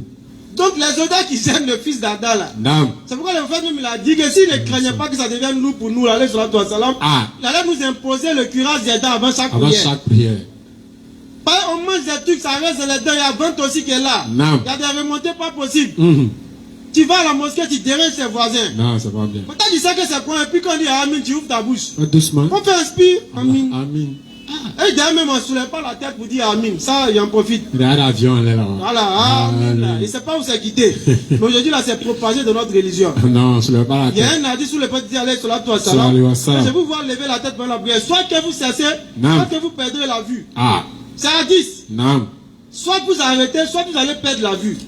Donc, afin de dire Amin. Ça n'a pas de fondement en islam. Reste tranquille. Comment on se demande où c'est quitté ou même. Reste là, tu regardes toujours là où tu vas faire ta prosternation et tu dis ton Amin. C'est pas pour nous, c'est pas concours de Amin. Là, ton Amin, là, ça va dépasser pour tout le monde. On dit que ça coïncide d'ailleurs pour les anges, c'est un moustadiab. Donc lui-même, là, il crie et puis il tire. Amin. Là, ça a coïncidé pour les anges. Lui, il est trop malin. Parce qu'il dit Amin doucement, ça a raté pour les autres. Quand il va tirer, il y a des réflexions à demander. Quand il va tirer là, ça peut coïncider pour les anges. Le timing. C'est une fausse réflexion. Calcule le temps. Timing. Donc, pour revenir au sujet, d'abord, on ne lève pas la tête pour dire Amin. Deux, si tu sais que c'est bizarre, il ne faut pas ouvrir ta bouche pour dire le Amin. Il faut dire ça doucement, Amin. Pas déranger le Parce que ça rentre dans le cadre du hadith. Les odeurs qui gênent le fils d'Adam gênent également les envoyés d'Allah qui sont les anges. Donc, tu as mis oignon ou bien l'ail. Il faut te curer les dents avant d'aller à la mosquée. Parce que l'odeur là, on connaît tous l'odeur de l'oignon ou de l'ail. Ça, souvent, même quand ça dure dans la bouche, ça devient comme un gaz. Donc quand tu vas parler, ça va gêner les voisins. Nous autres, on aime l'oignon par exemple. Là. Quand ça commence à que même l'heure de la prière, l'odeur là n'est pas totalement parti, fais l'effort. Dieu merci, tu n'es pas l'imam. Tu n'es pas obligé d'ouvrir ta bouche pour déranger les fils d'Adam. Sinon, à la base, c'est que l'imam a dit, c'est ça. Voilà la circonstance. Manger oignon bien l'ail pour aller à la mosquée. Il faut faire de la parler de ça d'un hadith. Clair. Ouais, tu vas aller gêner les gens à la mosquée. Donc l'idéal, c'est qu'avant l'heure de la solat, si tu as un petit siwak là-bas, ou bien si tu as une brosse, il faut te bosser pour atténuer l'odeur, pour pouvoir aller. Donc c'est dans ce sens-là que l'imam a certainement dit. Voilà, tu n'as pas eu l'oignon interdit carrément. Vous voyez comment c'est dangereux la prédication. Vous voyez que le gars, peut-être qu'il passait, c'était une vidéo, il circulait, et puis il a entendu, si c'est un doula, il va dire non, j'ai pas manqué un kadoum. Lui, il a entendu la partie là. Oignon, on ne doit pas manger. Il n'a pas écouté la suite. Or, certainement, l'imam est en train de parler de ces hadiths là. Pour aller à la mosquée. Oui, pour ne pas gêner les gens. Ça, il faut tout expliquer. Et quand l'oignon, on ne mange pas, il va penser à autre chose. Donc l'oignon interdit aussi. Pour aller à la mosquée, on ne mange pas, il faut expliquer. Pourquoi? À cause de l'odeur, c'est tout, c'est pas autre chose. Sinon l'oignon est un très bon aliment. C'est bon pour la santé, ça a beaucoup de bonnes vertus. On ne peut pas interdire l'oignon. L'islam, pourquoi l'islam veut interdire l'oignon? Mais c'est pour cette circonstance là. Ça même, la bienséance même demande même si c'est pas pour aller à la mosquée simplement. Tu sais que tu dois t'asseoir dans une assemblée pour parler. Évite de manger les trucs qui vont donner des fois d'odeur dans ta bouche. Ça même c'est la bienséance quoi. Donc le fait il vient nous montrer ça au travers de ce hadith là. Donc lorsqu'on regarde le hadith, ça nous donne un champ large en même temps. Deuxième élément, il a dit quoi? Cheveux. Bon, le fait d'Assam, il était arabe. Il était arabe. Ça veut dire que Touraboulé, il a la peau blanche. On connaît que les blancs ont cheveux. Ou bien? Les blancs ont cheveux. On dit non, il ne faut pas en laisser cheveux. Bon, c'est bizarre quand même, hein. Sur le prophète avait cheveux. Et dans sa biographie, on dit que ça descendait. Il y a un côté, on parle de ses oreilles. Si je me souviens bien du hadith. Dans les différents hadiths qui viennent montrer la biographie du prophète alayhi salatu wa salam. Ses cheveux, on dit souvent ça descendait vers les oreilles. Donc comment on dit non, on ne doit pas laisser cheveux? Bon, ça encore, tu as trouvé la bonne excuse, je vais l'accorder à l'imam. Tu as trouvé que dans la zone où il est là, c'est les délinquants qui aiment laisser leurs cheveux. Ça veut dire les tchéniques là. Donc, il ne faut pas t'assimiler aux gâteurs. Ça aussi, c'est un principe aussi en islam. Si dans ta localité, laisser cheveux là, ça assimile ou bien ça ressemble aux pratiques des voyous, toi dans ta localité là, on ne doit pas te laisser cheveux. On doit te dire, il faut te coiffer. Parce que quand tu as laissé, ça va t'assimiler à ces gens là. Ou bien si c'est les idolâtres qui le font, ou si c'est les soulards, ou si c'est les gâteurs, toi dans ta localité, on te dit, toi tu ne dois pas le faire. Je prends un exemple tout simple. Il y a ce qu'on appelle Izar. T'as fait? Tiens. Non, mais. T'as fait Siriboy? Beaucoup. Non, on a porté Izar. C'est une pratique arabe. Naam. Et les Pakistanais aussi font ça beaucoup, je crois bien. Oui. Indiens, Pakistanais. Naam. Ça veut dire que c'est comme pagne. On attache. Mais il fut un temps où la compréhension n'était pas à ce niveau-là. Naam. Où nous on t'attachait aussi. Ah. Tellement en verre dans le fikr. Naam. Tellement en verre ressemblait Eh. au Sahaba. Naam. On attache le Isa. Naam. Et puis on met un boubou dessus. Un boubou bien, tu vois, non? Surnit. Naam. On a dépassé sunnite. Non, on est surnit. Naam. Le boubou dépasse légèrement le genou. Et puis le Isa descend pour faire la suite jusqu'à sur les mollets. En deux termes, on a attaché pagne. Et puis voilà, Taouban là, si tête là. Hey. Et puis on attaque la rue maintenant pour aller payer les gens à là. Le coup d'amant confirmé. Bon, tu marches, mais et puis l'intérieur, mais c'est quel gars Quel ça? mort bizarre qui s'en va Il là. est étrange, hein? Bon, l'homme même, tu vas vers lui, mais il a peur de toi. Ah. Ça, c'est une compréhension. C'est-à-dire que c'était la période de ça. Il fallait Non. qu'on passe par là pour comprendre certaines choses. Naam. Ça, c'est dans une culture que ça s'est fait. Hmm. Et c'est pas en train d'interdire à quelqu'un de le faire. Hein. Ah, écoutez bien. Mais, eux, dans leur culture, là, Naam. tu portes ça là-bas, la personne ne va te regarder de travers. Non. Parce que c'est leur culture d'attacher Isa. Non. Même Abu Jahl, le mécréant, Naam. lui aussi il s'habille comme ça. Naam. Parce que c'est dans leur culture, c'est comme ça on s'habille. Naam. Donc, c'est pas forcément que tu as porté ça pour dire que tu es dans le fiqh. Non. Donc, si tu portes, il n'y a pas de problème. Hein. Non, faut pas Mais il faut pouvoir donner la compréhension aux gens qui vont te voir. Naam. Parce que ça peut, n'est-ce pas, donner une mauvaise compréhension à certains. Donc, en islam, on doit attacher pagne, quoi. Naam. Oui. Ah, chez nous ici, c'est les femmes qui font quoi? Ah, qui attache pas. Qui attachent pagne. Ok, Je vais vous ça- donner un exemple, ça- une ça- anecdote. attache pagne. J'étais en voyage dans un pays de la sous-région où chez eux, là, la femme n'attache pas pagne. Ah. Et les femmes qui attachent pagne, là, c'est les prostituées. Ah. Ouais, un pays de la sous-région, il n'y a pas du nom du pays. Naam. Donc il y avait une sœur, dans ce temps-là, qui est chez eux là. Elle aussi, elle venait d'ailleurs. Dans son pays aussi là. Attacher pagne, c'est tout naturel. Naam. Elle a attaché son pagne, elle a mis son haut dessus, habillé décemment, même si ce n'était pas une voilée. Elle venait rendre visite à des frères ou à des parents. Naam. Sur la route, les gens du pays là, ils l'ont vu attacher pagne. Ah. En pleine journée. Hey. Ils ont commencé à la traiter de tous les. Ça l'insulte dans la rue, d'autres même veulent la brutaliser. Hey. Parce que pour eux là, les femmes qui attachent pagne, c'est les femmes de petite vertu. C'est pour aller se vendre, excusez-moi les femmes. C'est pour aller vendre leur corps, mais elles sont dans un endroit précis. Naam. C'est comme si on ne les voit pas passer au quartier comme ça. Mm-mm. Elles sont peut-être au carrefour là, leur poignet est étalé là-bas, elles ont tout en pagne. Ah. Ouais, là c'est rapide là. Elles sont toutes en pagne. Tu veux faire ta sale besogne, tu vas les trouver là-bas, tu payes, tu fais ta chose. Mais on ne les permet pas de venir en ville. À plus forte raison en pleine journée. Ah. Donc ils l'ont vu passer en pleine journée avec pagne. Et puis ils sont en train de l'insulter maintenant dans leur langue de leur pays là-bas. Hey. Ça l'insulte, ça la traite de tous les noms. Elle voit qu'il me dit, j'ai fait quoi? On peut parler si étrangère. Là c'est ce qu'elle pense parce qu'elle ne comprend pas ce qu'ils disent. Naam. Dernier même qui veut la bouteille, même on les attrape, non, laissez là. Donc elle court même en train de pleurer, elle arrive dans la zone où nous on était. Nous aussi on est fâchés. Mais comment? Pourquoi ils peuvent faire ça? Allons là-bas.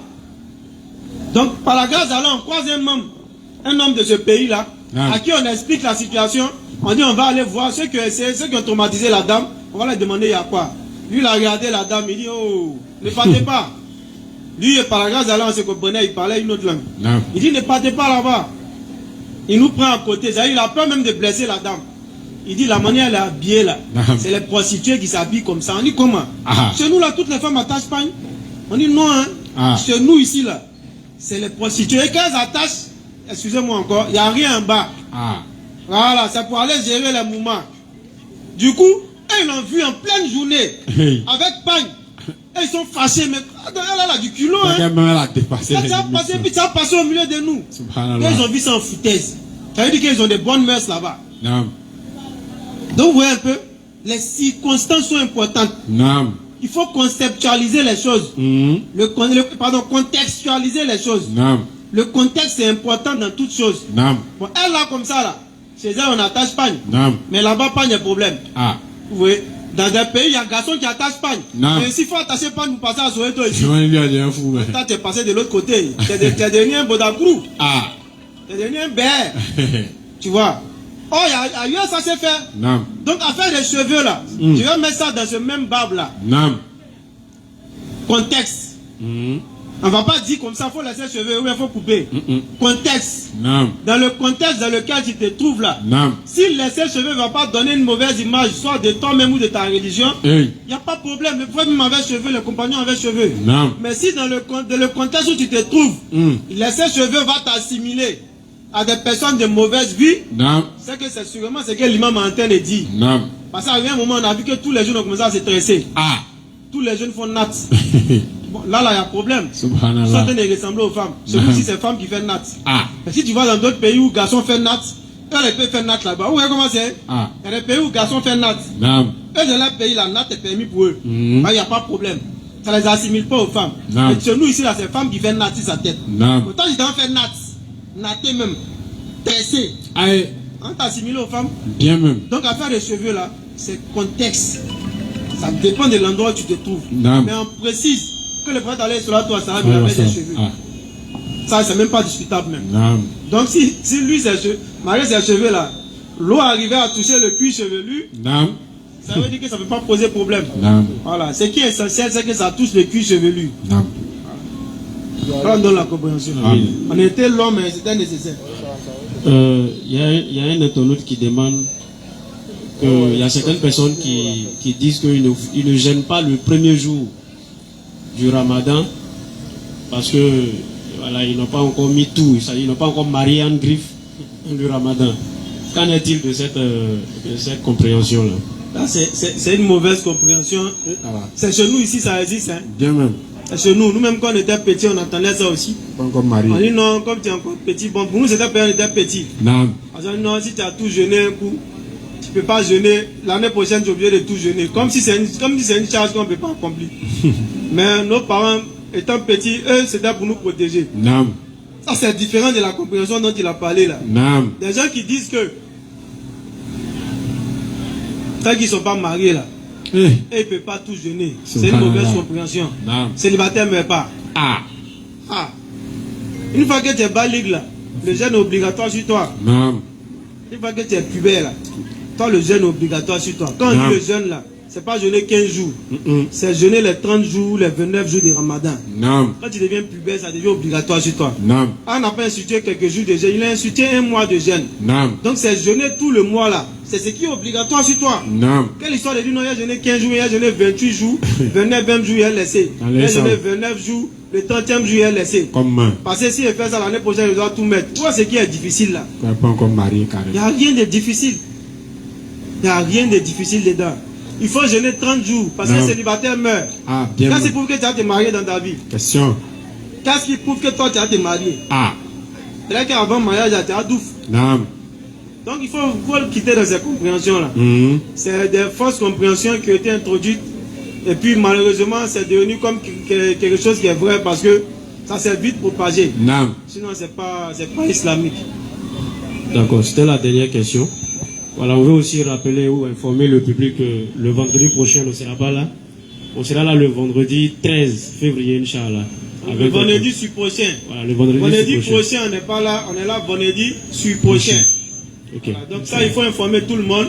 Parce qu'on a vu qu'au début, les gens n'étaient pas trop au courant. Mais je ne sais pas si c'est pas on a vite commencé aujourd'hui. Les gens n'étaient pas trop au courant. C'est après, les gens sont venus. Donc, Inch'Allah, on va toujours faire l'effort de commencer à 20h, plus tard 20h15. Non. Donc rendez-vous vendredi 13, vendredi sur prochain. Non. Informez ceux qui ne sont pas au courant, c'est chez nous. C'est chez nous. Informez les gens et vraiment venez, on va ensemble se rappeler d'Allah. Inch'Allah. On aurait été heureux d'être là. On aurait été encore l'invitation pour demain. Non. Samedi 31 au centre ivoiro-coréen d'Adjamé Liberté. Non. Rendez-vous là-bas directement. Non. C'est pas payant, c'est gratuit. Tout est gratuit. Voilà, donc l'entrée est gratuite. L'endroit contient beaucoup de places. Donc venez, on va remplir ce coin-là pour magnifier ensemble le Coran. Et on va, n'est-ce pas, ensemble attester de l'unicité d'Allah. Inch'Allah. On a dit que la BAM passe là-bas aussi. Hein. Un panel qu'on anime sur le thème le Coran face au défi de l'interreligieux et de la dawa dans la rue. On va tester la kalima, Inch'Allah. Ashhadu. An. La ilaha. Illallah. Wa ashhadu. Anna. Muhammadan. Rasulullah. On se pardonne, Inch'Allah.